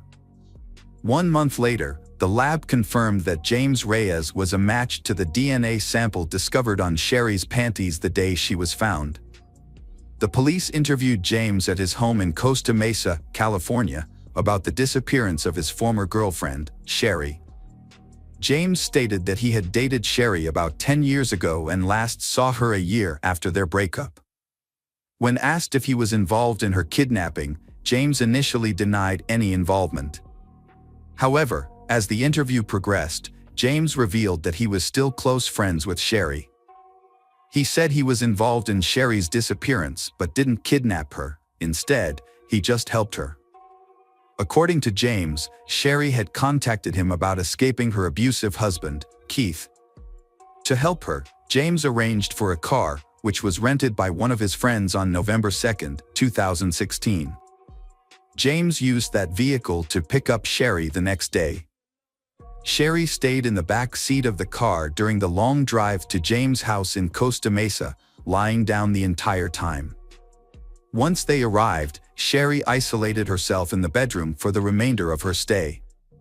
James continued with his daily routine, while Sherry occasionally helped out by cleaning and cooking. During her stay, Sherry started dieting to lose weight. She also asked James to help her harm herself on purpose. Her requests included creating bruises by hitting herself. Sherry asked James to hit her knee with a hockey puck. At first, James was hesitant, but he eventually agreed to her requests. Furthermore, James stated that Sherry asked him to brand the word Exodus onto her right shoulder using a wood-burning tool from Hobby Lobby. James admitted to complying with this request as well. Eventually, Sherry informed James that she had decided to leave his house. Before departing, she requested that James obtain chains and zip ties. Sherry then instructed James drove her back to Redding, California. During the drive, Sherry ordered James to pull over, and he complied. She immediately exited the vehicle, and James drove away. When questioned by the police, James claimed he had no knowledge of the incident Sherry described, involving two Hispanic women. However, when the police visited James's house, they were startled by what they found. The layout of several rooms matched the descriptions Sherry had provided, including James' bedroom and closet, which exactly matched a drawing Sherry had created for the police. Several days later, the police met with Sherry and Keith at the police station. During the interview, the police had evidence that suggested Sherry had faked her own kidnapping, and they were prepared to confront her about it. Before revealing the truth, they asked Sherry if she wanted her husband Keith to leave the room. However, Sherry remained silent. The police decided to leave Sherry and Keith alone for a few minutes. During this time, Sherry shared a secret with Keith. Sherry told her husband that she didn't want the police to find the Hispanic woman who kidnapped her because she felt grateful to the woman for letting her go. As a result, she had no intention of pressing charges against the woman. Keith listened to his wife's explanation but became concerned and scared as her words made no sense to him. He pointed out that even if Sherry chose not to press charges, the woman would still face consequences for her actions. The police then re-entered the room and shared a crucial piece of information. They had obtained a DNA match for the male DNA found on Sherry's clothing. That DNA belongs to James Reyes, his wife's ex-boyfriend. Then, the police informed Sherry and Keith that James had passed a polygraph test, suggesting James was telling the truth. The police believed that Sherry might have faked her abduction, and they claimed to have gathered evidence supporting James' version of what happened. According to the police, they also told Sherry that they had discovered information that suggested her weight loss during her disappearance was intentional. Additionally, they believed the rash on her arms could have been caused by the cleaning products she used at James's home. The investigation into Sherry's kidnapping progressed when police discovered that she had staged the incident. The police found evidence that James had indeed inflicted the injuries on Sherry on her own accord, contradicting her claim that she hadn't seen him since their breakup years ago. Specifically, police claimed to have discovered that James had used a wooden object purchased from Hobby Lobby to brand Sherry. They also discovered that Sherry's broken nose was the result of self-inflicted injuries with a hockey stick. Despite this damning evidence, Sherry continued to deny any involvement in her disappearance. However, James provided the police with details about Sherry's disappearance that only someone with insider knowledge would know. Consequently, on March 3, 2022, Sherry was arrested by the FBI for lying to federal agents and faking her own abduction. 6 weeks later, she agreed to plead guilty to these charges as part of a plea deal with federal prosecutors. In the subsequent sentencing, Sherry's defense team requested a lenient sentence of 1 month in prison and 7 months of home detention. However, the prosecution recommended a more severe 18-month sentence. Ultimately, the court sentenced Sherry to 18 months in prison and ordered her to pay a $300,000 fine in September 2022, accepting the prosecution's recommendation. During her sentencing, the judge described she as manipulative and dishonest. At the sentencing hearing, Sherry apologized to those who had been affected by her actions and acknowledged her guilt. She took responsibility for her dishonesty and the harm it had caused to herself and others. Sherry was released from prison in August 2023 and placed in a halfway house. Her relationship with Keith ended on the day of her arrest in March 2022, when Keith learned the truth about her actions. Shortly after Sherry's guilty plea, Keith filed for divorce and sought full custody of their children. Hello, crime enthusiasts, are you ready for another chilling investigation? The case of Rob Andrew. Brenda Evers was born on December 16, 1963, in Enid, Oklahoma. Her parents were Christians. The family often gathered around the dinner table, prayed together, and participated in church activities. Brenda grew up to be a quiet and calm girl. She did well in school and spent a lot of time at church helping others. While many of her friends were dating, Brenda patiently waited for her ideal partner. While in high school, she cheered for the school's soccer team. Brenda was a moral and humble young woman, just like her mother. She loved to dance but did not go to parties often. Brenda's goal was to be a devoted wife and mother, devoting herself to her family after marriage. At the age of 17, Brenda met Rob Andrew, her friend's older brother. Rob was older and in college. They quickly discovered that they had much in common. Although they were from different branches of Christianity, Brenda was Lutheran and Rob was Baptist. They both held conservative views, attended church regularly, and wanted to raise a large, happy family. Their friendship gradually blossomed into romance. Brenda then went to college in Winfield, Kansas. Despite being 125 miles apart, they tried to keep in touch regularly. To be closer to her lover, Brenda transferred to a college in Stillwater, Oklahoma, a year later. By the end of the summer of 1984, they married. Not long after, Rob received an attractive job offer in Houston, Texas. Although he was hesitant, Brenda convinced her husband to accept it. While Rob developed his career as an advertising executive, Brenda also completed her degree and found a job in the banking industry. Brenda loved the bustling life in the big city, with its tall buildings and vibrant nightclubs. Texas changed her a lot. She became more confident, started taking care of herself, dressed fashionably, wore makeup, and made many friends. However, Rob was not happy with these changes. He believed that a woman of faith should be more restrained. In addition, Rob began to feel homesick. So when he received an offer to return to the advertising agency in Oklahoma City, he happily agreed. Brenda did not support her husband's decision, leading to an argument between the two. In the end, they agreed that Rob would move to the new place first, and if everything went well, his wife would follow. After several months of living apart, the family reunited. In the early 1990s, Rob and his wife moved into a luxury home in Landsbrook. 9 months later, they had their first daughter, Tricity. Brenda quit her job to become a stay-at-home mom and raise the children. 4 years later, they had their son, Parker. Their family life seemed perfect, with love, children, home, and wealth. Rob and Brenda were married for approximately 17 years and had 2 children together.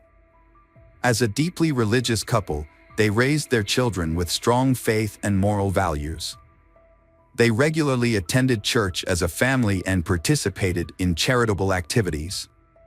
From the outside, their marriage appeared happy and stable. However, in October 2001, their family life unexpectedly fell apart when Brenda left Rob and initiated divorce proceedings.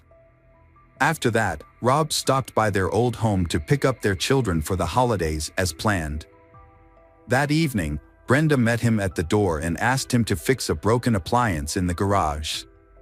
As Rob bent down to check, he heard footsteps behind him. As he turned around, he was shot and fell to the concrete floor. At around 6 p.m., emergency services received a call from Brenda. She reported that she was injured and her husband was dead. An ambulance was dispatched immediately. When paramedics arrived, they found a horrific scene in the garage.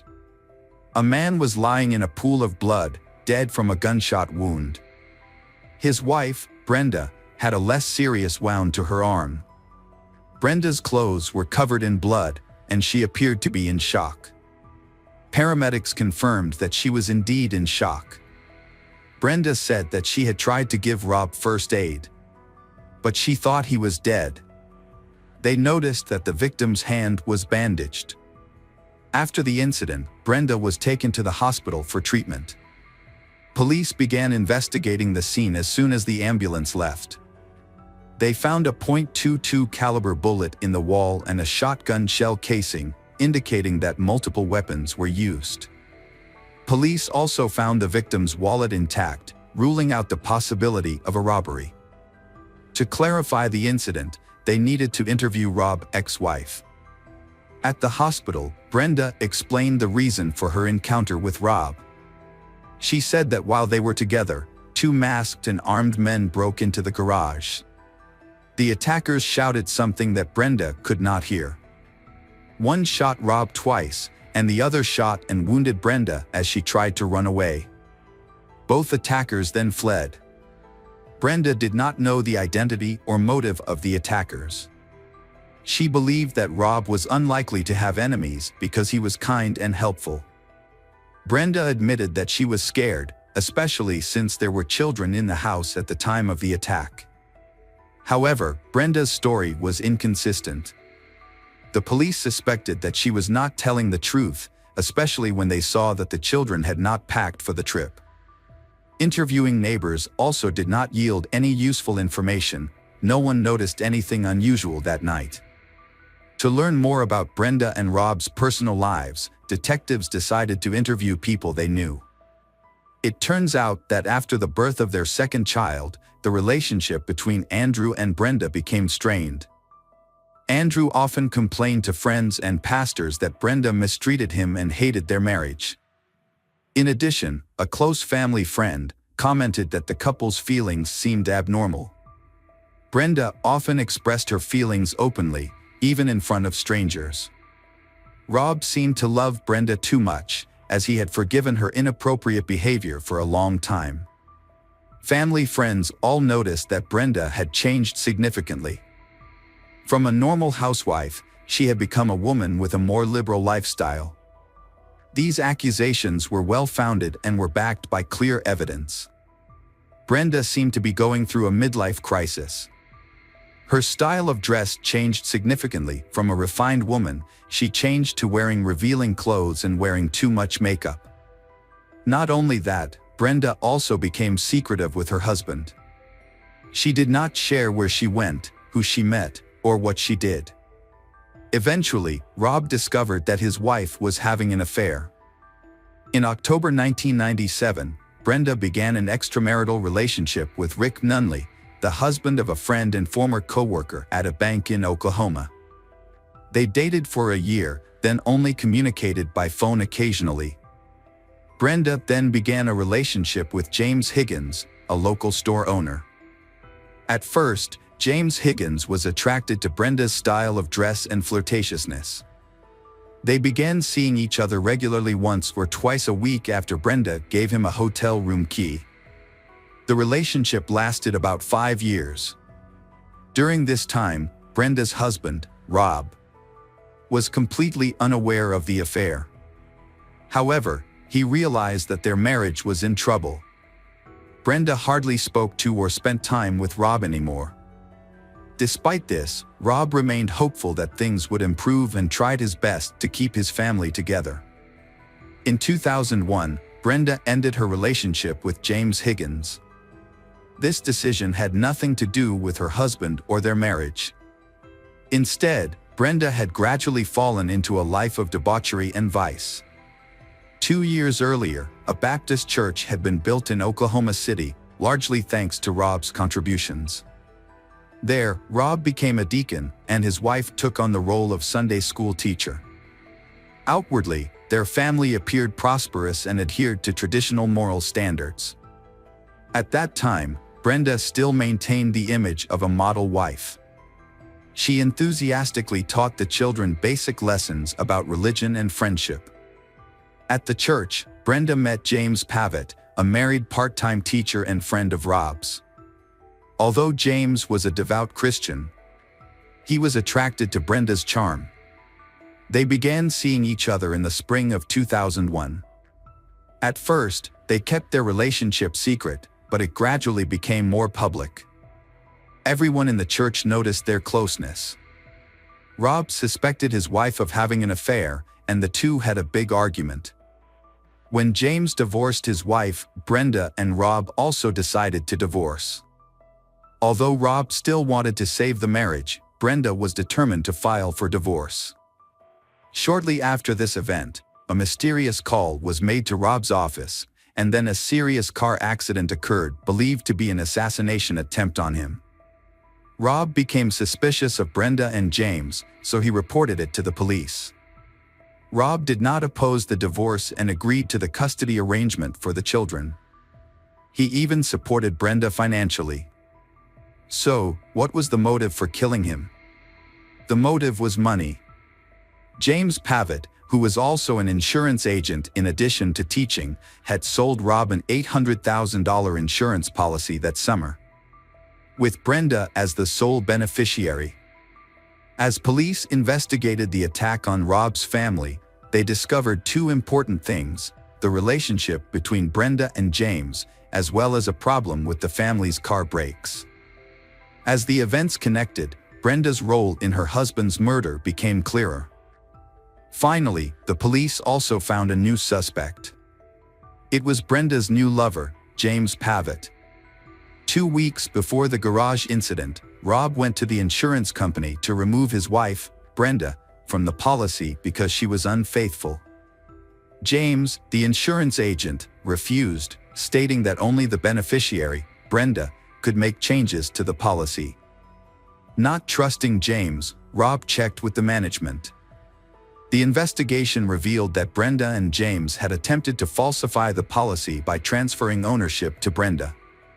They had forged Rob's signature and backdated the changes. James's supervisor confirmed to Rob that he was still the owner of the policy and that only the insured could make changes to it. When James learned of this discovery, he was furious, as it led to his dismissal. Investigators learned that Rob had a 16-gauge shotgun when he left the house.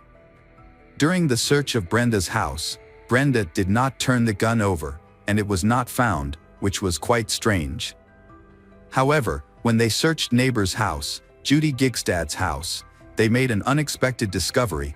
A shell casing from the sought-after handgun was found on the bedroom floor, along with several .22 caliber bullets in the Gigstad's attic. The Gigstads were not home at the time of the crime, and there were no signs of forced entry. Gigstad's family confirmed that Brenda had their spare key. In addition, a key piece of evidence came from Joanna Larson, James Pavitt's daughter. On the day of the crime, she lent her father her car with the promise that he would have it repaired. However, when Joanna retrieved the car, she discovered that it had not been repaired and found a .22 caliber bullet inside. When she informed her father, he told her to throw the bullet away. Investigators also discovered that James had purchased a handgun the week before the crime.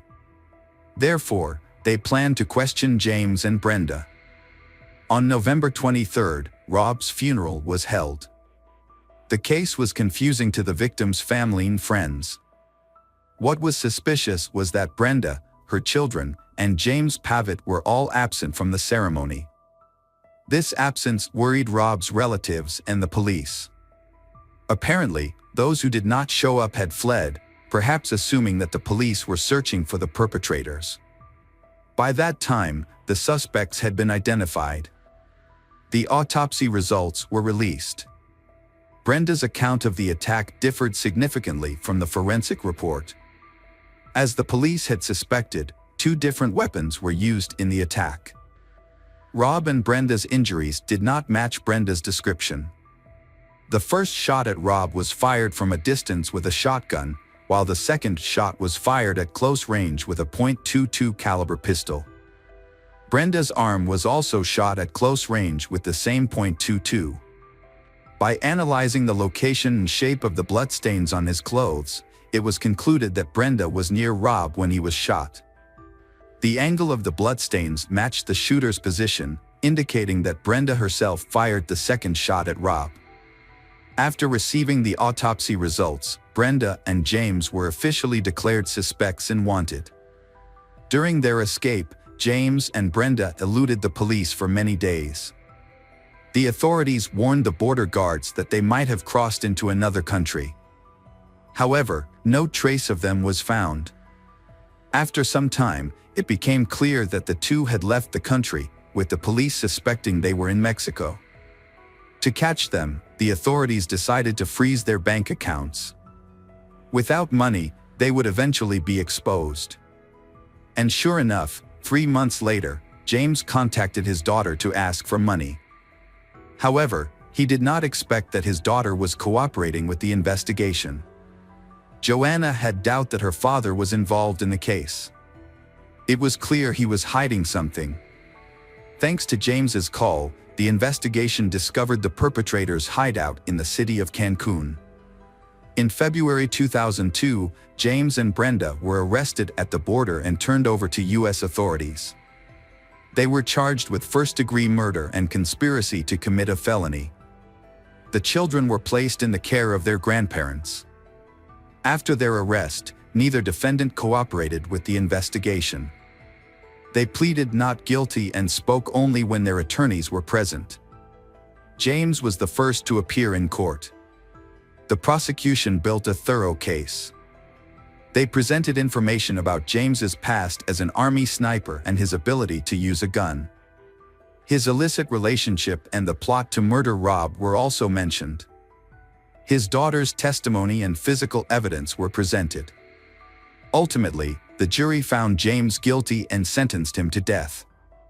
Brenda's trial was different from James's.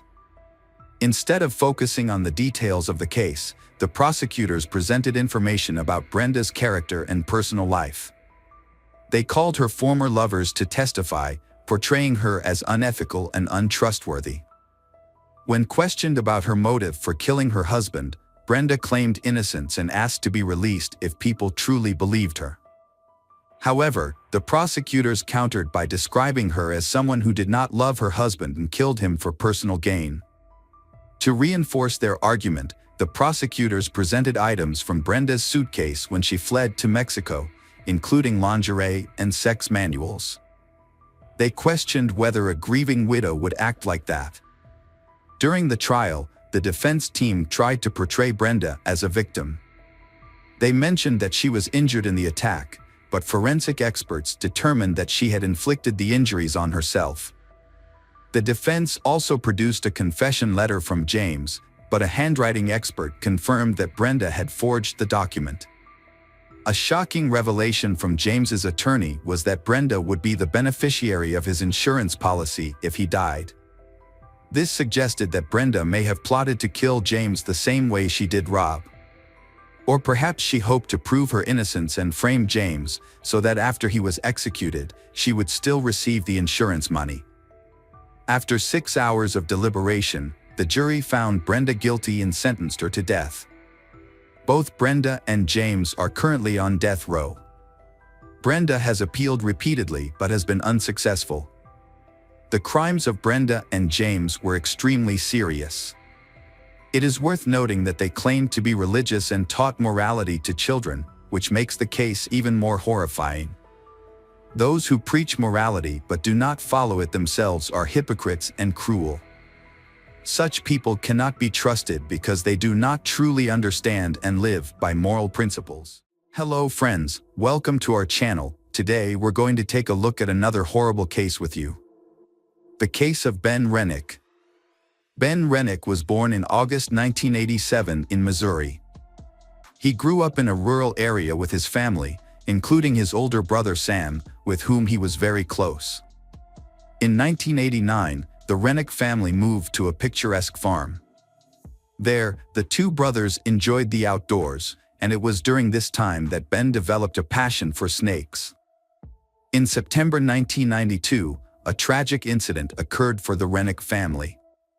While they were away, a gas leak caused an explosion that destroyed their beautiful home. As a result, the family was forced to move into a trailer. Later, Ben's mother, Kim, was diagnosed with terminal breast cancer. Despite the hardships they faced, the Rennick family remained united and supported each other through every challenge. After previous hardships, the family moved to a new house in 2002. Here, Ben was given a room to raise snakes. In 2009, after a long battle with cancer, Mrs. Kim passed away. Before she died, she asked her sons to promise to continue taking care of the farm and pass it on to the next generation. With an endless passion for snakes, Ben founded the company Rennick Reptiles, which quickly gained wide recognition. Thanks to this, he was able to export snakes to many countries around the world, from the UK to Japan. Snake breeding became his passion and purpose in life. He was known as an excellent breeder, dedicated to his work and more concerned with his love for snakes than profit. His reptile farm successfully bred and propagated many species of reptiles, from common species to some of the rarest in the world. The value of Ben's reptile collection was enormous. The snakes in his collection alone were estimated to be worth over $1 million. However, Ben felt lonely and wanted to have a family. In 2010, at a party, he met Lindley, and they quickly developed a relationship. Just a few weeks later, Ben introduced Lindley to his brother Sam and Sam's fiancé Eli. Both Eli and Lindley had children from previous relationships, which made it easy for them to connect and become friends. Lindley quickly integrated into the Rennick family and moved in with them. She helped Ben take care of the snake farm. They fell in love and lived like a real family, although they were not officially married. In March 2012, Lindley gave birth to a baby girl named Amelia. Ben was very happy to be a father. However, their happy family life once again encountered difficulties. Frank Rennick, Ben's father, faced serious business difficulties. Before that, he made several illegal stock trades to pay for Kim's medical and treatment expenses. The day before the FBI was scheduled to come to investigate the farm, Frank committed suicide. His death put an end to the investigation. Frank's sons once again faced the pain of losing a loved one. Ben inherited the house and farm, while Sam received a sum of money much larger than the value of the house. Although each had their own families, they lived together as one big family in their parents' house. Sam did not hesitate to use his inheritance to renovate the farm, demonstrating the bond and solidarity between the two brothers. Initially, the relationship between the two brothers was quite good. However, financial disagreements soon caused a rift. After their father passed away, Ben focused on his business and family. He decided to marry Lindley on April 14, 2014, officially making her a member of the Rennick family. Later, Lindley and Ben opened a new business together, Essentia Spa Incorporated. However, the business managed by Lindley encountered financial difficulties. Ben and Lindley often argued about financial issues. Although Lindley worked very hard, her income was still not enough to cover the salon's expenses. Meanwhile, Sam and his wife were also having financial difficulties. Ben allowed Sam and his wife to sell some of the furniture in their house to raise more money, but Lindley did not agree with this decision. This incident led to a conflict between the two families, causing serious damage to their relationship that could not be repaired. Ben decided to improve his family's finances by selling some rare reptiles at a high price. However, this plan failed due to a serious incident at the farm. On June 8, 2017, Lindley entered one of the warehouses and found Ben lying motionless in a pool of blood on the floor. Panicking, Lindley called her brother Sam and the emergency services for help. She reported that she had found her husband lying unconscious on the ground. During the conversation, Lindley dropped the phone and ran away. Sam continued the call and confirmed that his brother had passed away. He suspected that the cause of death could be a snake bite. The Montgomery County Sheriff was called to a snake farm for the first time in many years. Law enforcement officers were nervous about entering the farm, which housed more than 3,000 snakes. They were to examine a man lying in a pool of blood and were on guard against a possible attack by a venomous viper, which was initially believed to have caused the victim's death. When police investigator Dave Colbert arrived at the scene and examined it closely, he discovered a shell casing on a shelf at eye level.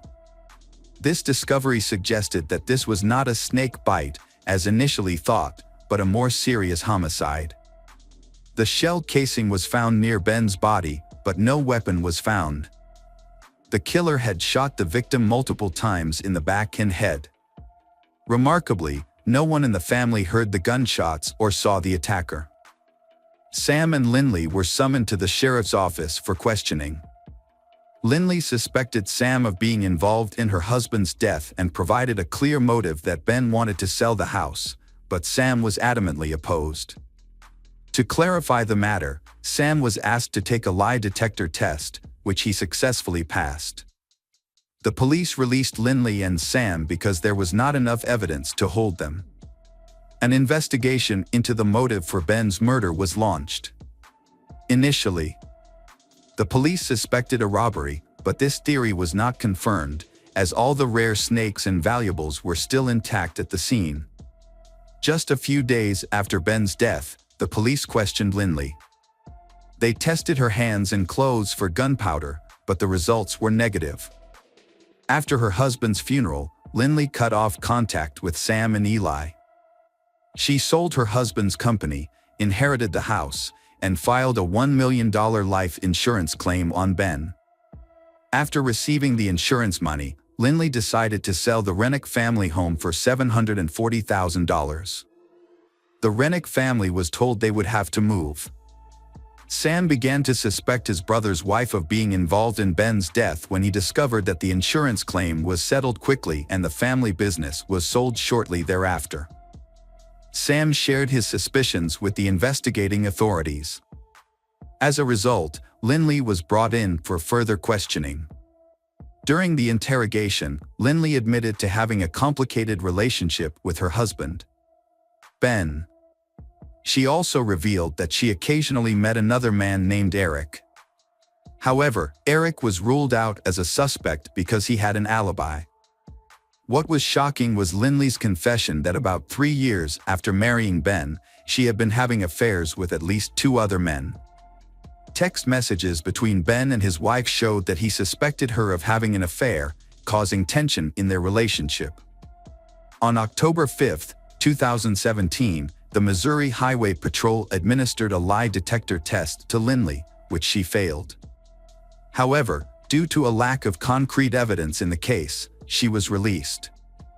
Although progress has slowed, the investigation into Ben's death continues. A report of police reports shows, a month before Ben Rennick's death, Lindley made her first attempt to kill her husband. She fabricated a story about Ben being an abusive husband who regularly abused and beat her. Lindley told this story to a coworker at the spa, hoping to gain sympathy and support. Investigators discovered this after Ben died. Lindley Rennick and her accomplice conspired to kill Ben by mixing 15 Percocet pills into a protein shake. Ben drank the shake without realizing it, making him seriously ill for a while, but he eventually survived. Ben had no idea he had been poisoned. Investigators subsequently questioned Lindley 6 times about the incident. A surprising breakthrough in the investigation occurred on January 14, 2020, when a key piece of information was revealed from a state prison. A witness named Brandon Blackwell claimed to know about Ben's death. Brandon told Missouri State Highway Patrol investigators that Lindley was the one who shot Ben and that she had conspired with her ex-boyfriend. Brandon revealed that he and Lindley had been having an affair while she was still married to Ben. A year and a half after Ben's death, Brandon and Lindley had a child together. However, they broke up in 2019. Brandon claimed that Lindley had admitted to him that she had been having affairs, specifically with Ashley Shaw, a co-worker at the spa where she worked, and Michael Humphrey, another ex-boyfriend. Years after Ben's death, Lindley and her ex-lover Michael Humphrey were arrested in connection with Ben's death. However, after their arrests, both blamed each other. The question remains, who really killed Ben? According to Michael's testimony, on the day of the incident, he accompanied Lindley to the farm. Lindley asked Michael to pretend to be the buyer and wear gloves. Although initially assigned to shoot Ben, Michael failed to do so. In the end, Lindley took the gun and shot her husband to death. The investigation into Ben's death lasted 3 years. By January 16, 2020, authorities had issued arrest warrants for 3 suspects: Lindley, Michael Humphrey, and Ashley Shaw. Ashley was granted immunity in exchange for her cooperation in the case. She testified in court against her former employer. The former spa employee revealed that Lindley had been complaining about her husband and had convinced her to join in on the scheme. She told that Lindley claimed that Ben had been demeaning, insulting, and even physically abusive to Lindley. Fearing that she would lose custody of their children after the divorce, Lindley decided to get rid of her husband, Ben. She and Michael conspired to poison Ben with a lethal cocktail. When questioned, Lindley and Michael blamed each other for Ben's death. In October 2021, Michael Humphrey appeared in court in Ine County. His attorney hoped that revealing the murder weapon would reduce the charge to second-degree murder. Although Michael had the gun involved, no conclusive DNA evidence was found on it. To get his sentence reduced, Michael cooperated with prosecutors by revealing the location of the murder weapon. As a result, he was convicted of second-degree murder, a lesser charge. On January 3, 2021, no plea was entered, and Michael was sentenced to life in prison with the possibility of parole. Lindley's trial began on December 6, 2021. She was charged with fatally shooting her husband, Ben, on June 8, 2017, at his snake farm in New Florence. According to court records, the plan to kill Ben began at Lindley's spa. According to the statement, Lindley may have made up the story about domestic violence because she feared that Ben would learn of her financial difficulties and take away her children. The first time Lindley attempted to kill Ben, she tried to spike his protein shake with narcotics. The trial detailed the day of Ben's murder, replaying the entire sequence of events through cross-examination. On the day of the murder, Michael picked up Lindley at the spa. Ashley also used Lindley's phone to send text messages from inside the spa, creating false evidence of their location and misleading the investigation. According to court records, Michael intended to kill Ben but asked Lindley to do it. After the shooting, Michael tried to collect all the shell casings but missed some in his haste.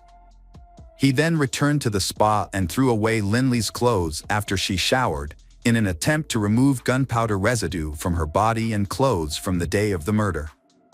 Defense attorney Catherine Barrer asked Lindley to share her personal and family history, her education, her relationship with her ex-boyfriend Michael, as well as her work history and the events that led to her marriage to Ben.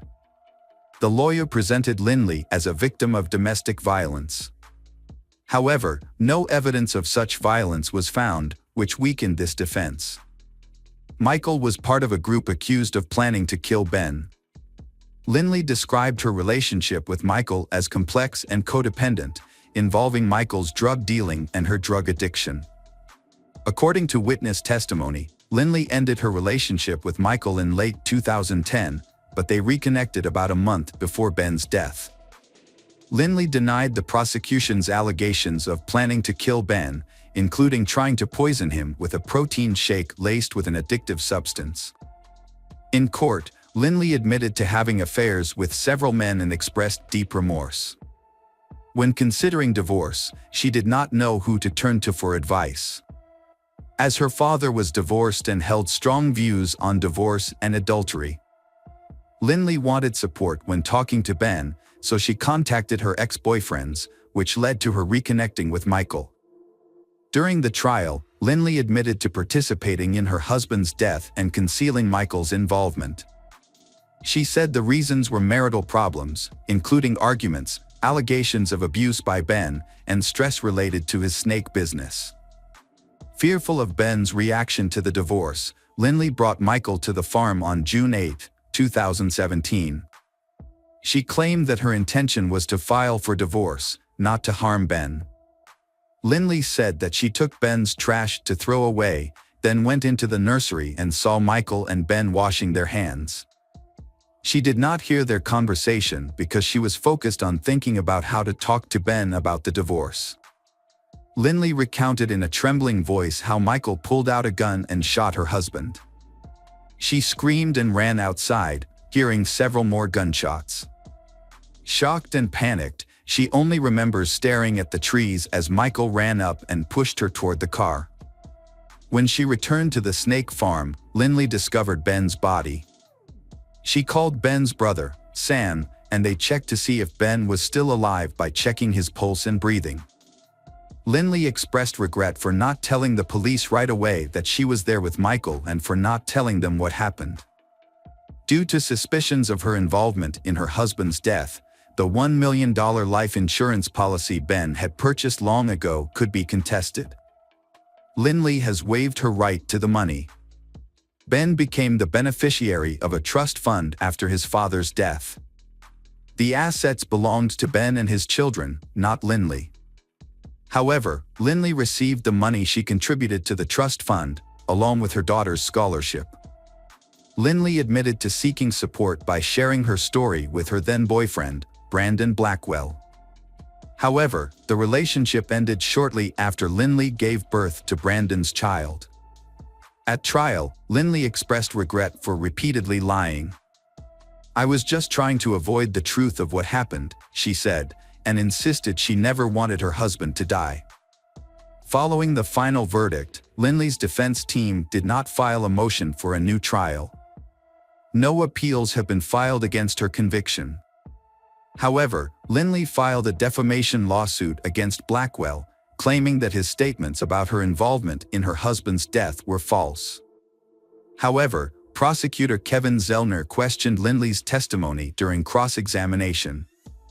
He asked why she did not check on her husband after hearing the gunshots, why she did not call 911, why she sent friendly text messages to her husband and Michael after the shooting, and why she continued to lie even after emergency responders were involved. Prosecutor Kevin portrayed Lindley as a clumsy but ruthless mastermind in the murder. Lindley admitted to suggesting that police consider Ben's brother, the victim, as a suspect. During the trial, Kevin criticized Lindley's coldness in accusing the deceased's brother. During the sentencing hearing for second-degree murder and armed criminal action, Lindley broke down and cried but still did not admit her guilt. On December 9, 2021, Lindley, 33, was convicted of second-degree murder. She was sentenced to 13 years in prison for the murder and an additional 3 years for the armed criminal action. In total, Judge Kevin Crane sentenced her to 16 years in prison the following January. Sam and Ben's family were furious about the sentence. They believe that both Michael and Lindley deserve life in prison, as they are as guilty as their co-defendants.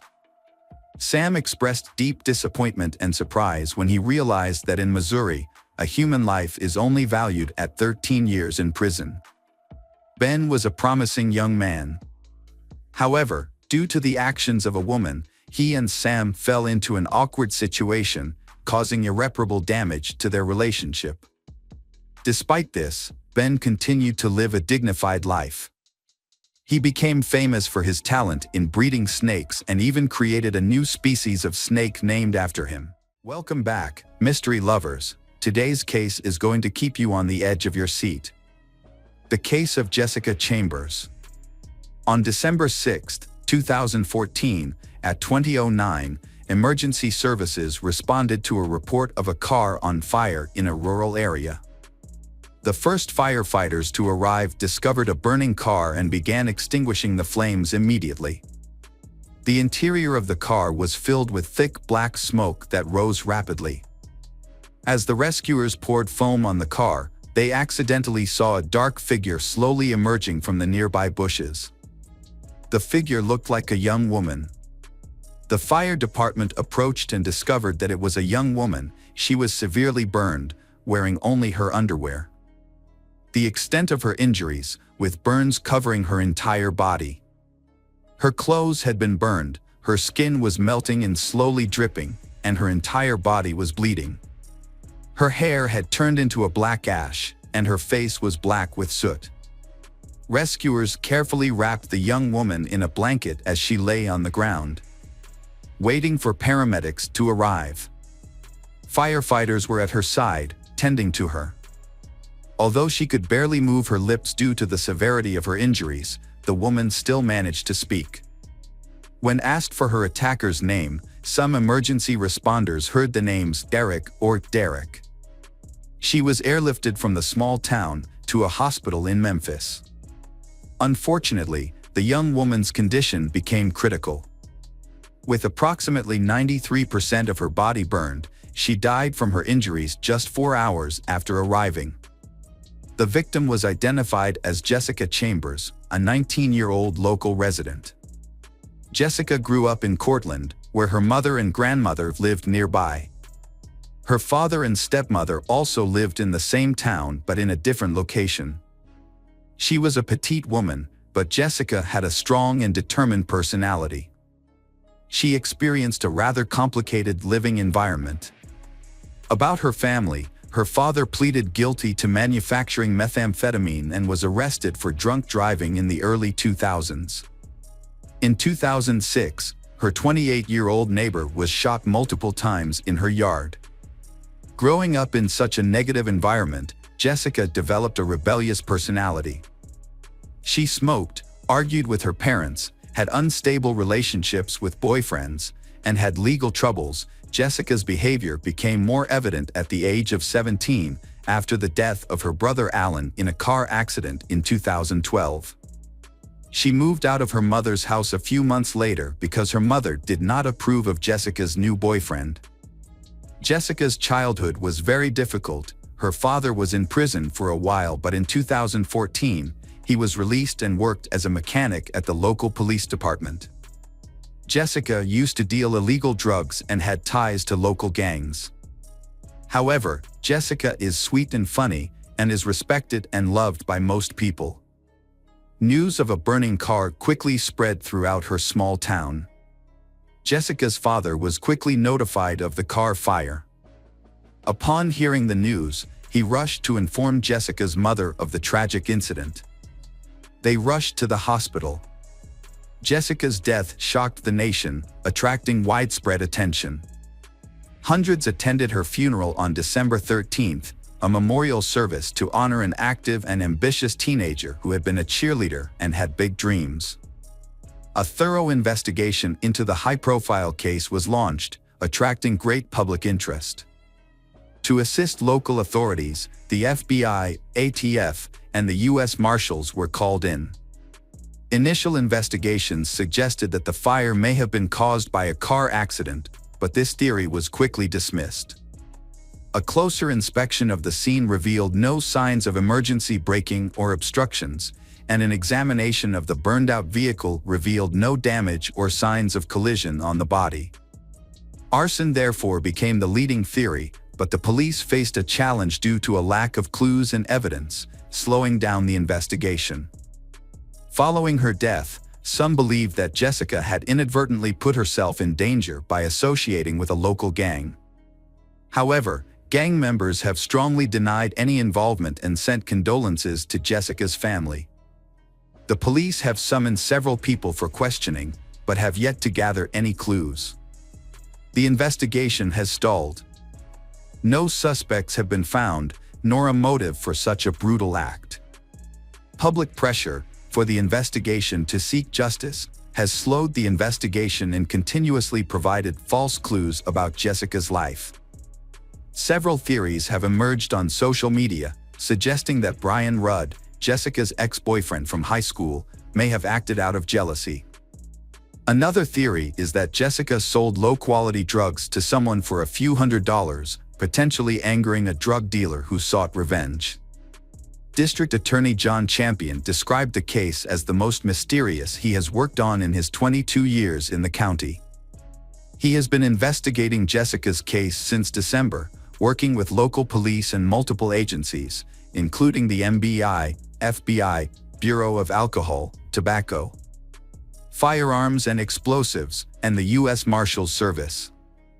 During the investigation, they interviewed more than 130 people, some of whom have since been re-interviewed, including individuals named Eric and Derek. Despite these efforts, no suspects have been arrested. Police have recreated the final week of Jessica's life in detail. On December 5, 2014, her last day, Jessica received a cell phone call from a friend, urging her to drive to the M&M Mini Mart. There, she purchased $14 worth of gas and left at 5:15 p.m. About 30 minutes later, at 5:45 p.m., she contacted her mother to say she would be home soon. At that time, Jessica had her hair tied in a bun and was wearing camouflage pajama pants. After a few more stops, including one at an unidentified house and another in the nearest town, Jessica arrived at the location where her life would tragically end. It is likely that the person who would eventually take her life was in the car with her at the time. Meanwhile, surveillance footage captured a man in a striped shirt filling a gas tank and then driving off in the same direction as Jessica. Despite this clue, no further information about the man's movements after that point was available. Jessica's cell phone records revealed important information about her final moments. They indicated that she spent approximately 10 to 15 minutes near a stoplight on Highway 2, heading toward Batesville. However, there was an unexplained 62-minute gap between 6:30 p.m. and 7:32 p.m. By 7:30 p.m., her phone was at the location on Heron Road where her burning car was later discovered. Many questions remain about what Chambers was doing during this mysterious hour and what ultimately led to her tragic fate. The investigation was slow going. It wasn't until December 2015, in a separate case involving charges of illegal possession of weapons, narcotics, and counterfeit goods, that 17 suspected gang members were arrested. At the time, District Attorney John Champion did not expect any gang members to be directly involved in the arson.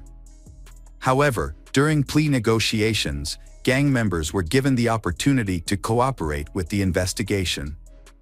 As a result, they identified Quentin Tellis, a man who had been with victim Jessica about an hour before the fire.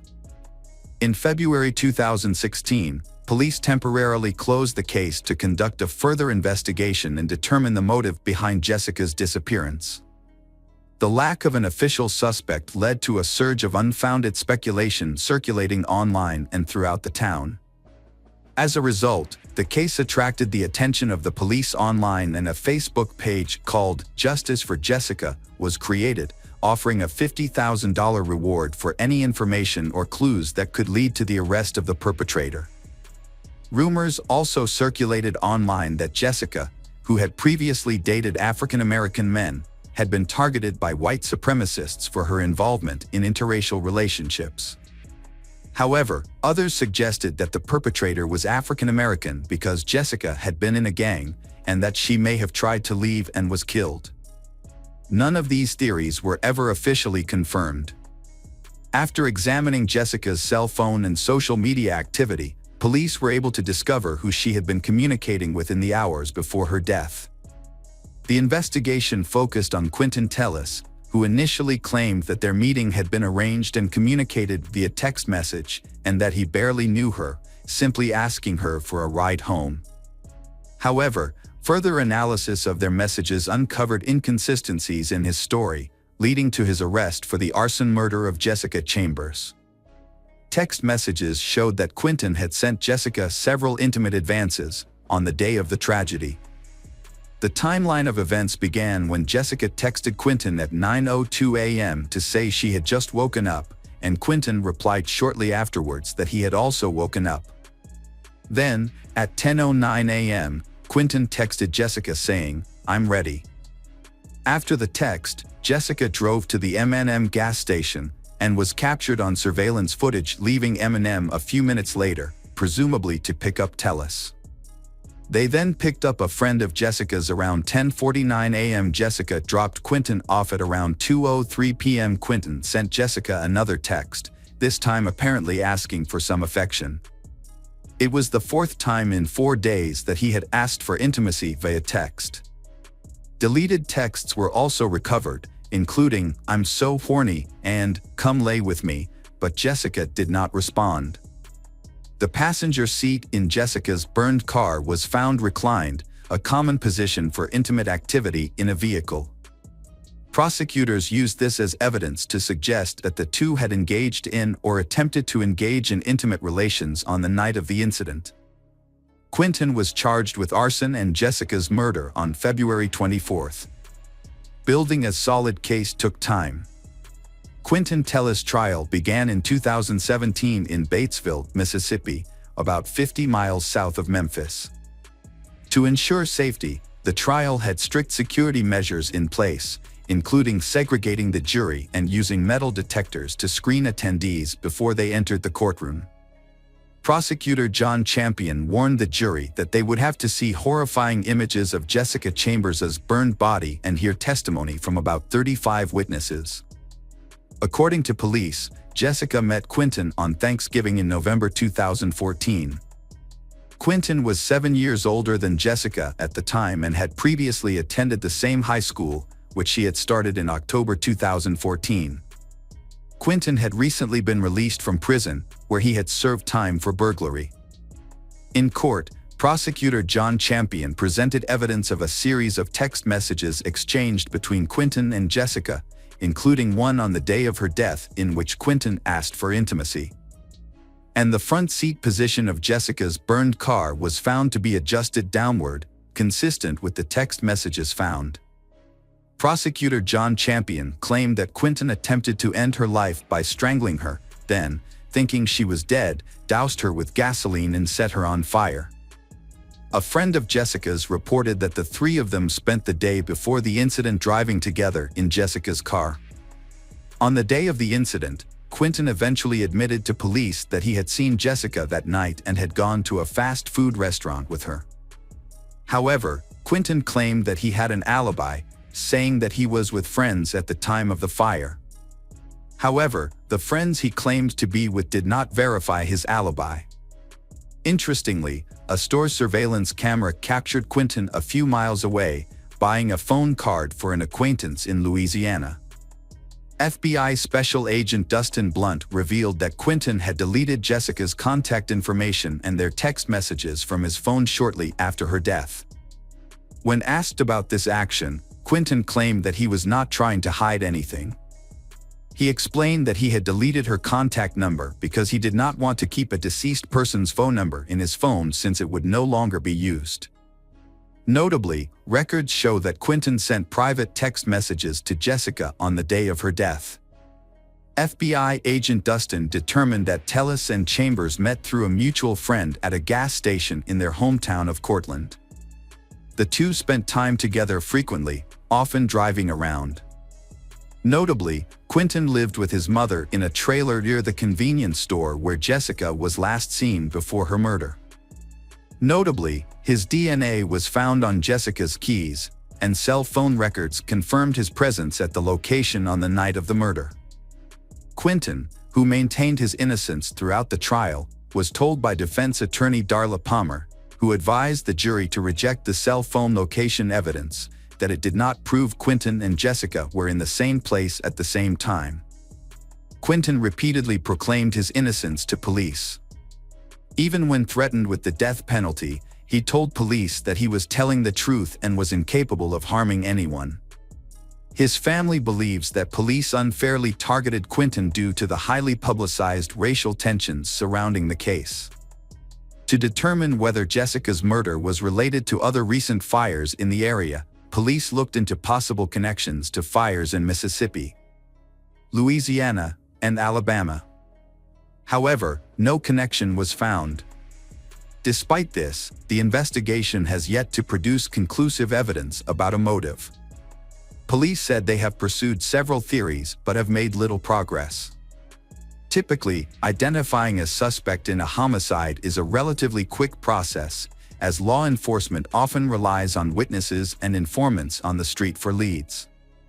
In this case, despite extensive community cooperation, DNA collection, and polygraph testing, no arrests have been made. Quentin Tellis' 2017 trial ended in a retrial. By the time the retrial began in 2018, Quentin was facing new investigations in Louisiana.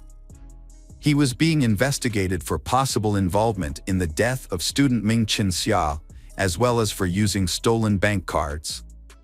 In May 2019, Quentin was formally charged with second-degree murder in connection with the death of Ming Chin Xia. Sherry Flowers testified at the second trial that she picked up a hitchhiker the night of the incident. However, she did not recognize Quentin in court and admitted that she did not know the man she picked up. According to Sherry, a man flagged her down, and she stopped. She agreed to give the man a ride, describing him as a thin to medium-sized African-American man in his 20s. This description did not match Quentin, who was 26 at the time and 5 feet 9 inches. When asked why she did not contact the police in the first place, Flowers explained that she could not remember the incident and did not think it was related to the case. Prosecutors claimed that giving a hitchhiker a ride gave Quentin the opportunity to return to Jessica's car and set it on fire. However, the defense disputed the timing of the trip, arguing that the driver, Sherry, was unsure of the exact time she picked up the hitchhiker, only remembering that she had picked someone up. During the investigation, Jessica's car keys were found in a ditch 2 days after her death, near the location where the hitchhiker was picked up. The defense objected to admitting the keys into evidence, arguing that it was impossible to prove where the keys had been before they were discovered. During Quentin Tellis' retrial, the jury visited the crime scene and heard additional testimony. The second trial was extremely emotional. Witnesses broke down on the stand, and spectators wept as pictures of the young woman, Jessica Chambers' burned stomach and face, were shown. Despite a second trial, the jury was unable to reach a verdict, deadlocked for the second time in 2 years on the question of Quentin Tellis' guilt in the arson of Jessica Chambers and her car.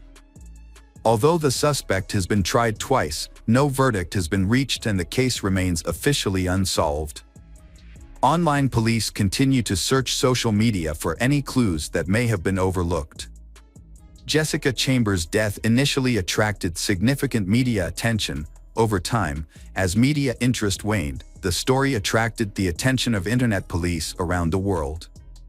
One aspect of the case that remains widely discussed is what happened to Jessica between the time she left home and her death.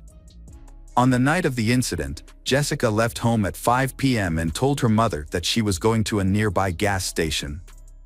Surveillance footage from the gas station shows Jessica visiting the station twice.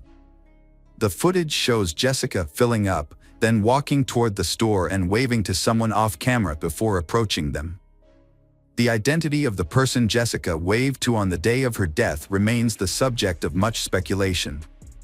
A personal tragedy becomes a public spectacle when it evokes widespread compassion and support. The Justice for Jessica Facebook memorial page, run by Jessica's half-sister, is a prime example. The page brought together people from around the world who were moved by the tragic story of a young woman burned alive.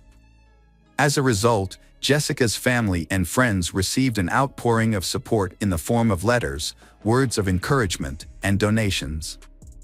People also donated gifts and books in her name.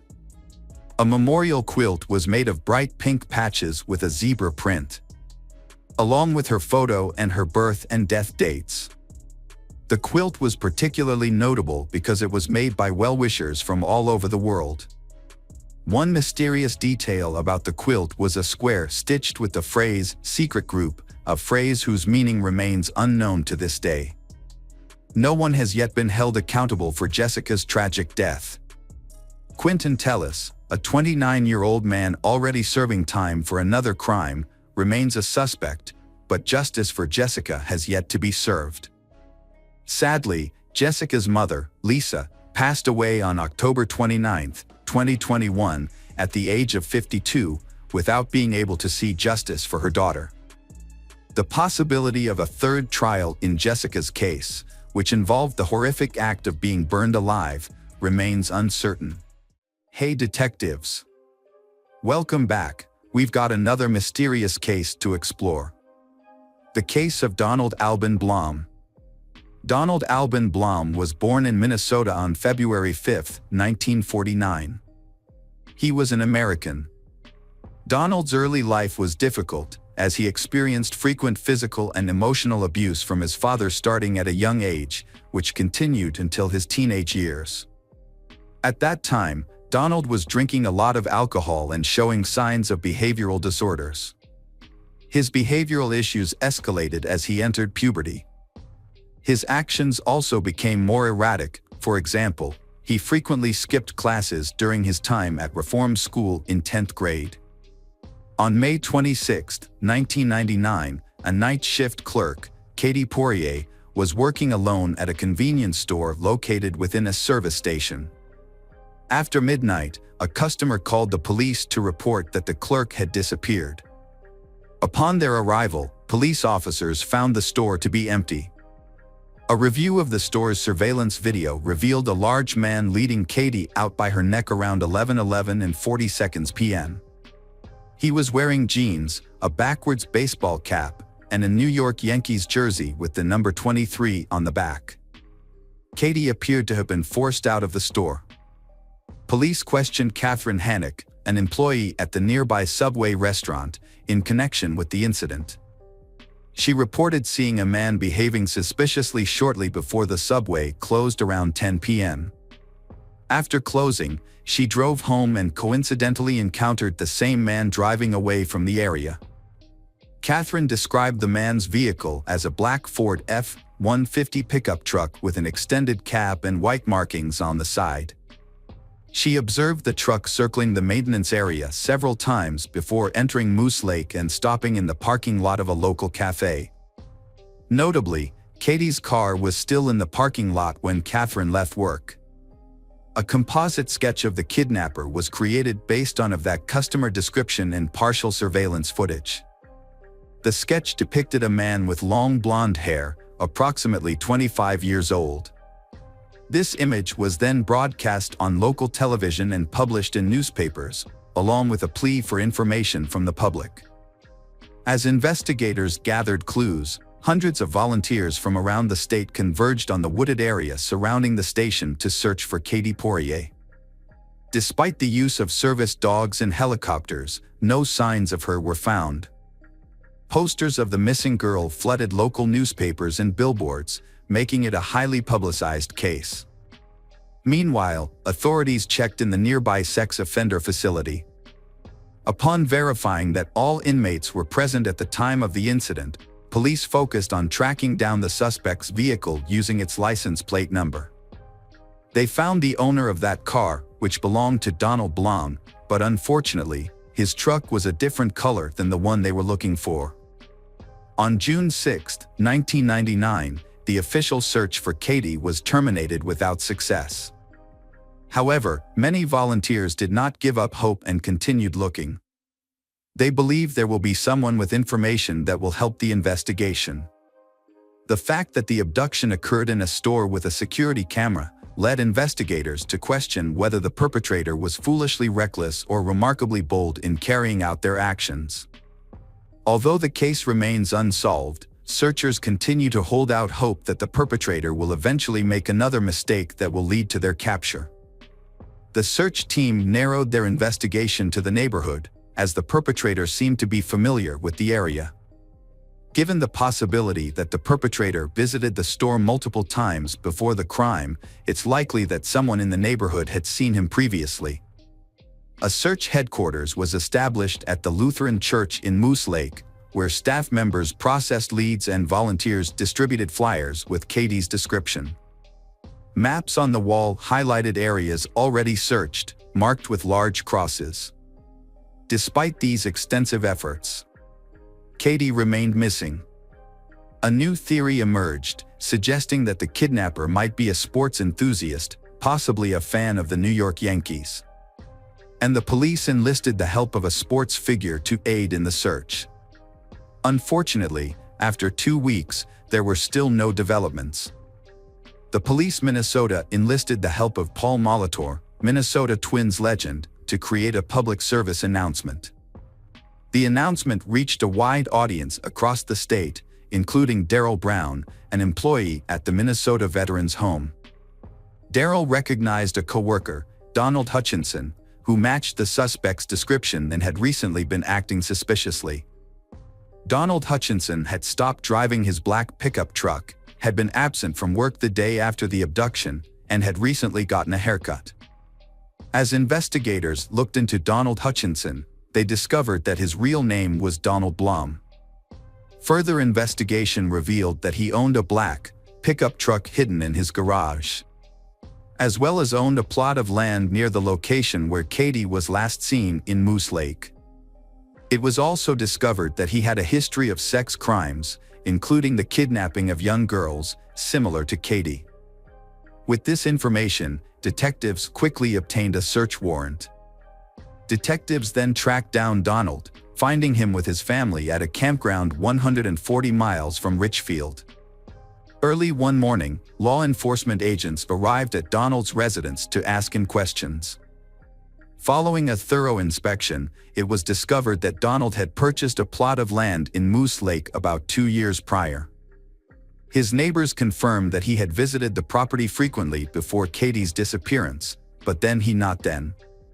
Donald's supervisor at the veteran home where he worked stated that he was unaware of Donald's past convictions because Donald used a different name, Donald Hutchinson, at work. The supervisor added that Donald kept to himself and didn't socialize much. After his arrest, Donald Blum was initially cooperative and friendly, but he later refused to testify and requested a lawyer. During this time, authorities conducted several searches. Although numerous items were seized from Donald's residence, but officials refused to disclose what they were or how they related to the investigation. A second search was carried out on Donald's 20-acre property in Moose Lake, with over 100 National Guard members and several hundred volunteers participating. The search party trekked several miles into the woods surrounding Donald's property, but were forced to stop as night fell. The search resumed the next morning, and Katie's mother expressed her optimism that her daughter would be found alive. While some held on to the hope that Katie was being held against her will, the sheriff was less hopeful. On the second day of the search, investigators have found an important clue. Bone fragments were found in the ashes of a fire pit on Donald's property. They sent the remains to a lab for further analysis. The lab results shocked everyone. The remains were identified as bone fragments. A tooth found in the ashes was sent to dental specialists for examination. Certified forensic dentist, Dr. Norlander conducted a thorough examination of the tooth. However, she knew that any DNA in the tooth's pulp would have been destroyed due to the conditions under which it was extracted. As a result, she had to use alternative methods. During her examination, Dr. Norlander discovered something that resembled a dental filling. This finding confirmed that the tooth was human and allowed her to investigate whether it could have belonged to Katie.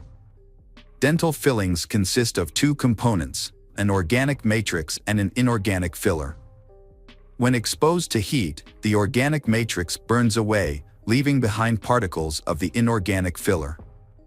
The analyst can identify a specific brand or group of brands based on the type of filling used. Manufacturers use various types of fillers, up to 50 different kinds, which are easily visible on dental X-rays. A comparison was made between the filling found in the tooth from Donald's fire pit and those used for Katie, revealing a matching composition. Furthermore, researchers determined that it was a specific tooth, number 18, belonging to a young woman. Given the similarities, it was highly likely that the tooth belonged to Katie rather than someone else. A crucial question still needs to be addressed. Why was the perpetrator released from prison despite having kidnapped 7 girls? A more effective justice system may have prevented Katie's tragic fate. Instead, the perpetrator, Donald, changed his name and assumed a new identity, hiding his dark past and continuing to cause harm. In Katie Poirier's case, Donald was charged with kidnapping and illegal possession of a weapon, a federal offense. Initially, he rejected a plea agreement, but later changed his mind and agreed to testify under the condition that he be allowed to call home. On September 8, Donald made a 2.5-hour confession. According to his testimony, on May 26, 1999, he went fishing and returned home to Richfield. However, he later drove back to his Moose Lake home, stopping to buy liquor and have a beer at a bar along the way. It was there that he saw Katie, grabbed her, and forced her into his pickup truck without knowing her. Donald then drove Katie to his motor home. He explained that he didn't fully understand his motivations for the actions he took, but stated that he strangled Katie from behind, which lasted approximately 20 minutes. He denied committing any other assault. After confirming she was dead, he positioned her body in a fetal position in a fire pit and used wood and paper in an attempt to burn the remains. However, his testimony conflicted with the video camera footage and evidence found in the burn pit. Specifically, Donald claimed Katie repeatedly asked him to release her, but she didn't struggle until he began choking her. He asserted that he used only his bare hands to kill her. Furthermore, his claim of using wood and paper to burn the remains to ashes was considered unfeasible. Wood and paper alone could not have reached a high enough temperature to turn a human body to ashes. When questioned further, Blom acknowledged that his actions didn't make sense, and he was unable to provide a clear motive for his actions. After the interview, Donald contacted 2 local television stations to inform them of his actions and request that they leave his family in peace. The plea deal also included the return of several properties to his wife Amy Blom, including a plot of land, their home in Richfield, and the family vehicle. However, the news of Donald's confession was extremely distressing for the Katie family, who had held on to the hope that she was still alive. Donald asserts that he killed and cremated Katie on impulse, without any clear motive.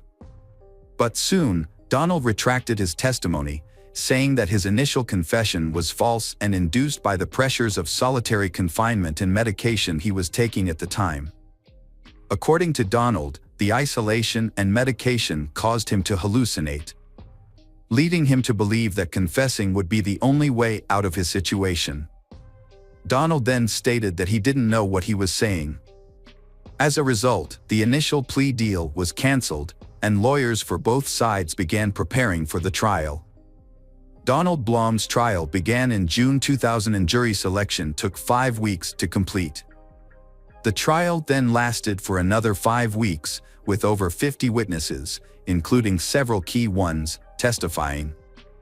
Carlton County Assistant Prosecuting Attorney Thomas Perler opened the case. Among the early witnesses was Donald's own brother, who revealed that he had given their family a box of used clothes, including a New York Yankees jersey. This contradicted Donald's previous statement that he had never owned such a shirt. 2 women who were kidnapped by Donald in 1983 also testified, describing his behavior towards them. The jury gained further insight into Donald's motives when they realized that two young girls that he kidnapped bore a resemblance to Katie. Furthermore, forensic experts analyzed a partial tooth found at the scene and confirmed that it matched Katie's age, gender, and dental records. Dr. Ann Norlander initially questioned whether the object was a tooth, but after conducting further tests, she testified in court with a reasonable degree of medical certainty that the tooth belonged to Katie's. Her conclusion was largely based on the discovery of specific chemicals in the filling material. Additional evidence against Donald included a surveillance video from another store, taken in May, which showed him with blonde tips in the time of the kidnapping. This detail was confirmed by his barber and made him appear younger. The most crucial piece of evidence emerged when Donald confessed and the judge permitted Donald's statement to be considered as part of the case. As this evidence was presented, the courtroom fell silent, except for the quiet sobbing of Katie's relatives. It seemed clear that the evidence against Donald was mounting. Rodney Broden, the lead defense attorney, began calling witnesses on August 7th. The first witness he called was Amy Blum. Amy testified that her husband was at home on the night Katie disappeared. Amy remembered this detail because she was concerned that her husband's criminal record might make him a suspect. Later, she recalled the specifics of Donald's whereabouts that night. He had returned home around 9:30 p.m. and they had already gone to bed. When she woke up the next morning, she found that he had already made coffee, further confirming that he was at home. Amy further testified that she was treated poorly by the police during their questioning. She alleged that they threatened to take her children away from her if she did not answer their questions as they wanted. Amy described their behavior as bullying and stated they called she a liar. During the trial, Amy testified that she had never seen Donald's brother give Donald a baseball jersey, and he had never worn one, as far as she knew. Meanwhile, Donald was visibly emotional, crying and wiping away tears. When Donald took the stand to defend himself, he denied kidnapping Katie Poirier under oath. However, he had previously admitted to the crime during the investigation. During his testimony, which lasted over 3 hours, Donald exhibited emotional turmoil, frequently speaking and crying. He claimed that his life was unraveling and that he felt unwell around the time of the crime. Donald also mentioned that his wife, Amy, was considering leaving him due to the media attention. This led Donald to try a new tactic. In an attempt to gain the jury's sympathy and ultimately secure his release from jail, he portrayed himself as the victim. Although he initially confessed to the crime, he later took back his statement. Donald changed his story, claiming that he was at home with his wife, who had previously testified to the same, on the night of the crime, despite having gone fishing at Moose Lake earlier. He arrived home before 10 p.m. well before the time Katie was taken. During cross-examination, Donald was forced to confront the inconsistencies in his initial statements to the police. His appearance in court ultimately did not help his case. Donald came across to many as someone who complained excessively and was trying to avoid taking responsibility for his actions. After the questioning concluded, Donald Blum appeared frustrated. He turned to the judge, uttered a profanity, and requested permission to make a single statement, but was denied. Then, the case went to the jury, who deliberated for 10 hours, 3 of which spent reviewing the taped confessions. Ultimately, they returned a guilty verdict, and Donald Blum was sentenced to life imprisonment without the possibility of parole. Donald Blum maintained that his case was not hopeless and was confident that he would eventually be cleared of the charges. He strongly denied any involvement in the crime, insisting that he had not killed anyone. Despite his conviction, he believed he had a solid foundation for an appeal, but the appeals court ultimately upheld his conviction in a lengthy 81-page ruling issued in 2004.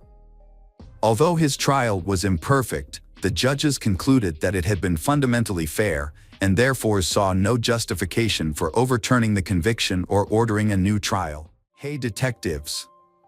Welcome back. we've got another mysterious case to explore. The case of Neil Entwistle. Neil Entwistle was born on September 18, 1978 in Worksop, Nottinghamshire, England. His parents, Clifford and Yvonne Entwistle, raised him and his younger brother Russell in a small house. His father, Clifford, worked as a coal miner before becoming a labor consultant, and his mother, Yvonne, worked as a cook in the school canteen. After finishing high school, Neil attended York University to study electrical engineering and business management. While at the university, he met Rachel Souza, an American student studying abroad. From Kingston, Massachusetts.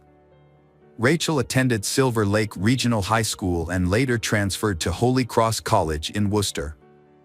During her year at York University, she joined the rowing team, where she met Neil. Described as reserved and unsociable, Neil impressed his friends with his calm demeanor.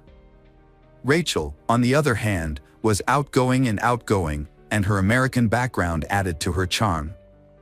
As a result, she was popular while on the rowing team. Neil and Rachel spent more time together, and they became closer. Neil and Rachel found themselves attracted to each other. Neil worked at a defense and security technology company in Malvern, Worcestershire. Meanwhile, Rachel pursued a career in education. After completing her studies in 2002, she became an English drama and theater teacher at St. Augustine's Catholic High School in Redditch. Neil shared a post on Friends Reunited in June 2003, joking that his job was making bombs and other things for a living. He also expressed his happiness about his upcoming wedding to Rachel, whom he called the most wonderful woman in the world. They met through sailing and formed a deep bond. Although he said he felt a little unhappy living south of the border in Birmingham, he was excited about his future with Rachel. In August 2003, the couple married in 2 ceremonies, one in Plymouth, UK, and one in Massachusetts, USA. Following the ceremony in the US, they had a reception in the UK. Neil created a family website where he shares updates about their life in Worcester.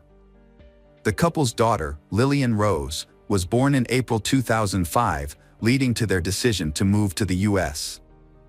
They initially lived with Rachel's mother, Priscilla Matarazzo, and stepfather, Joseph, in Carver, Massachusetts, before moving to their own home in Hopkinton on January 12, 2006. Their new home, located on a quiet cul-de-sac with only 8 neighbors, offers a quiet setting just a short walk from the nearest major city. The 5-bedroom home rents for $1,500 a month, which is quite expensive. Neil, a computer programmer and IT professional, is having trouble finding work, which is causing financial stress and debt. To ease his financial burden, Neil turns to selling PC parts on eBay. However, his business is affected by customer complaints about undelivered orders, which brings in eBay's fraud investigators. During the proceedings, it is discovered that Neil has been using multiple accounts under different names. During this time, Neil runs a website called millionmaker.co.uk. The site promoted a get-rich-quick scheme targeting those in the adult entertainment industry, offering 24/7 support. The site promised a guaranteed monthly profit of $6,000 within the first 6 months. However, the site was eventually shut down. At the same time, Neil was using online platforms to find sexual partners. He visited sites such as Adult Friend Finder, Half-Price Escorts, Nightlife, and Hot Local Euro Escorts for this purpose. Neil created a profile on Adult Friend Finder and emailed several women, saying he was looking for sexual partners. Investigators found incriminating content on his laptop, including a profile in which he mentioned wanting to meet American women of various ages to confirm rumors about their sexual prowess. His profile suggested a straightforward and mutually beneficial approach to meeting like-minded people. During his trial, Neil revealed that he had searched online for blondes, suggesting that he was still interested in such services. His online searches, most recently on January 18, 2006, included terms such as Worcester Escort Services and Worcester Escorts on Google. However, Neil's actions were not simply a search for escorts and other women. Neil conducted an alarming array of online searches. He searched for terms such as knife to the throat, kill, and how to kill with a knife. These searches were interspersed with more conventional searches for employment opportunities, travel, and ways to make quick money. Additionally, during this time, Neil traveled to Carver to visit his father-in-law, Joe Matarazzo. Joe was a member of the Old Colony Sporting Club in Carver. After being taught how to shoot by Joe, Neil planned to steal a gun from Joe's collection at their home in Carver, Massachusetts. He went to his parents-in-law's home, retrieved the weapon from a storage location in the home, and drove back to Hopkinton with the gun in hand. Upon returning home, he discreetly hid the gun, waiting for the opportunity to commit a tragic act of violence against his family, before ending his own life. On January 20th, 2006, Neil entered the bedroom where his wife Rachel and 9-month-old daughter Lillian were sleeping. He shot Rachel, 27, in the head, then shot Lillian, who was lying next to her. The bullet passed through Lillian's body and into Rachel's left chest. That same day, while his wife's family was still at work, he returned to Carver, returning the weapon without cleaning it. After leaving Carver, Neil went to Logan Airport in Boston. That evening, January 20th, 2006, he withdrew a total of $800 from an ATM in 2 transactions. However, a third attempt to withdraw an additional $420 was rejected. The next day, Saturday, January 21st, 2006, Neil purchased a one-way ticket to London without luggage. At around 5 p.m., he boarded a British Airways flight, which departed from Boston at 8:15 p.m. That Saturday evening, Neil had invited some neighbors over for dinner. Joanna Gatley and her sister Maureen arrived at around 7 p.m. and found the house locked, but the lights were still on inside. Worried, they tried to call Rachel's mother, but were unable to reach her. Panicking, they decided to call 911 for assistance. The police quickly arrived at Neil's house at around 8:30 p.m.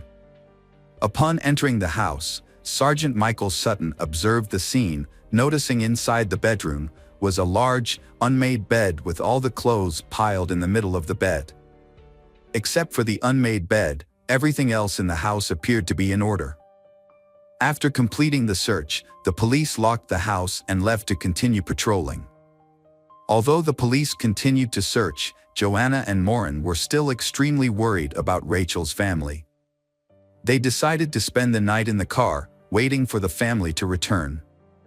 Despite the cold, they made several trips to the gas station bathroom during the night, anxiously waiting for any news. The next morning, Sunday, the sisters gained access to the house using the garage door code they had obtained from a neighbor the night before. When they entered the house, they found evidence that the family had just finished eating, with dishes and leftovers in the kitchen. The bathtub was still full of water, indicating that the parents had just bathed their newborn daughter. They went into the master bedroom, then to Lillian's bathroom, where classical music was playing, and finally to the living room. After Rachel's mother and stepfather arrived, they assessed the situation together and decided to report the family missing to the Hopkinton Police Department. Sergeant Michael returned to the house for a second search. This time, when he entered the basement, he noticed a strong, unpleasant odor that had not been there the day before. He followed the smell through the house until he reached the master bedroom. There, he found the bodies of Rachel and Lillian on the unmade bed, covered in clothes. Rachel's arms were stretched out across Lillian's chest, and her legs were drawn up beside her daughter. Both were wearing pajamas. An autopsy later revealed that Rachel had been shot in the head and Lillian in the torso. Further investigation found Rachel's DNA on the barrel of the gun and Neil's DNA on the stock. Neil Entwistle, 27, was initially listed as a missing person. Michael Fabry, Assistant District Attorney for Middlesex County, stated that the main priority on the first night was to find Neil as his location and condition were unknown, raising concerns for his safety. About 36 hours after returning to England, Neil visited his parents, Clifford and Yvonne. He had driven and spent the previous night at a hotel. During the visit, he told his parents that he had found the bodies of his wife and daughter. On Monday, January 23, 2006, Neil had a 2-hour telephone conversation with State Police Constable Robert Manning of the Hopkinton Police Department. The conversation was recorded and later played back in full during the court proceedings. Neil explained that after finding the bodies, he became extremely frightened and quickly went to his family. He told police that he had covered the bodies with sheets and then thought of the knives in the house. He picked up a large knife and stabbed himself, but was too afraid of the pain to use it. Neil appeared confused as to why he did not call an ambulance. Neil could not bring himself to use a knife to harm himself. He told police that he then drove the family car to his father-in-law Joe Matarazzo's house to retrieve a .22 LR revolver. However, he found the house locked. Rather than explore other options, Neil decided to fly back to England to stay with his parents.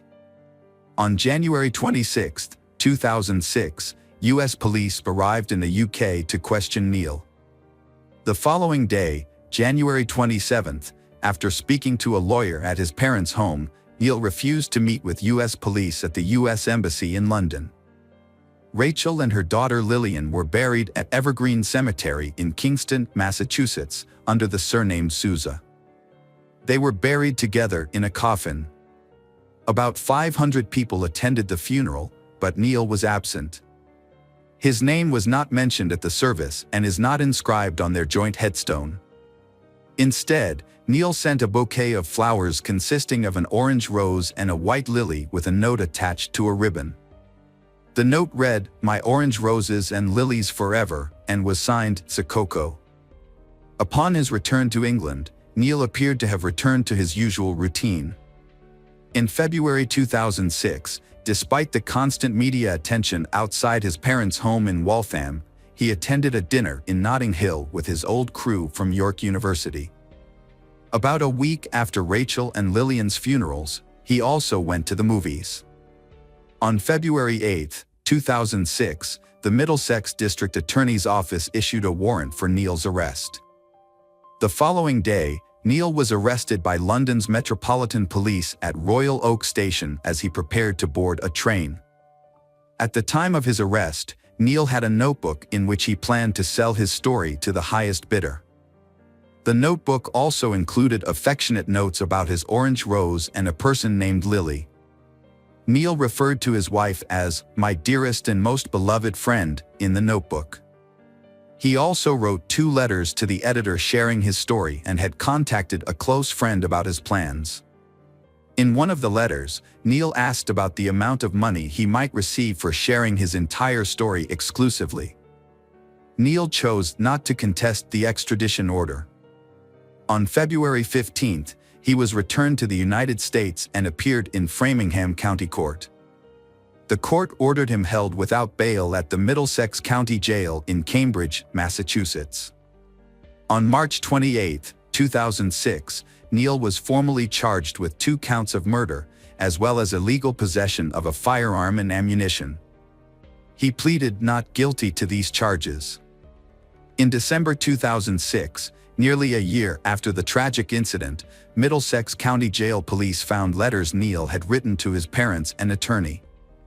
The letters revealed his struggles with depression and hinted that he may have been thinking about ending his life. As a result, he was temporarily transferred to Bridgewater Hospital for a psychiatric evaluation before being returned to Middlesex County Jail. Forensic psychiatrist Christopher Cordless believed that Neil's behavior was the result of Asperger's syndrome, a view also shared by Dr. David Holmes. After several delays, jury selection for the trial in Middlesex Superior Court began in June 2008. Concerns arose over the high-profile nature of the case and whether Neil would receive a fair trial. The trial officially began on June 2, 2008, in Wrentham, Massachusetts. Elliot Weinstein led Neil's defense team. During the trial, Weinstein attempted to block the prosecution from using DNA evidence, but was unsuccessful. He also attempted to exclude other evidence found in the family home because the police did not have a warrant, but this effort was also unsuccessful. Neil chose not to call any witnesses or testify in his own defense. Those who attended the trial noted that Neil showed little emotion throughout the trial. On June 25, 2008, Neil Entwistle was convicted of first-degree murder, as well as possession of a firearm and ammunition without a license. He was sentenced to life in prison without the possibility of parole. After the trial, Neil told family and friends in court not to worry, saying, "I'll be fine." He was initially sent to the Sousa Baranowski Correctional Center. However, in August 2008, Neil shaved his head, thinking it would protect him from a white supremacist gang in prison. But instead of protecting him, the gang said they would kill him and viewed his actions as a futile attempt to gain their favor. As a result, Neil was transferred to protective custody for his own safety. Then, in December, Neil was transferred to the Old Colony Correctional Center, a medium-security prison in Bridgewater, Massachusetts. The transfer was made for his own safety due to threats against his life, according to the Department of Corrections. The deaths of Rachel and her infant daughter had a profound impact on their family and friends. In the wake of the loss, the community rallied to offer support and comfort to her grieving family. The story of Neil Entwistle and Rachel Sousa is a heartbreaking reminder that even people who appear to have perfect lives can be hiding difficulties. Hopefully, the stories of Rachel and her daughter will help us to stay vigilant and to cherish the time we have with our loved ones.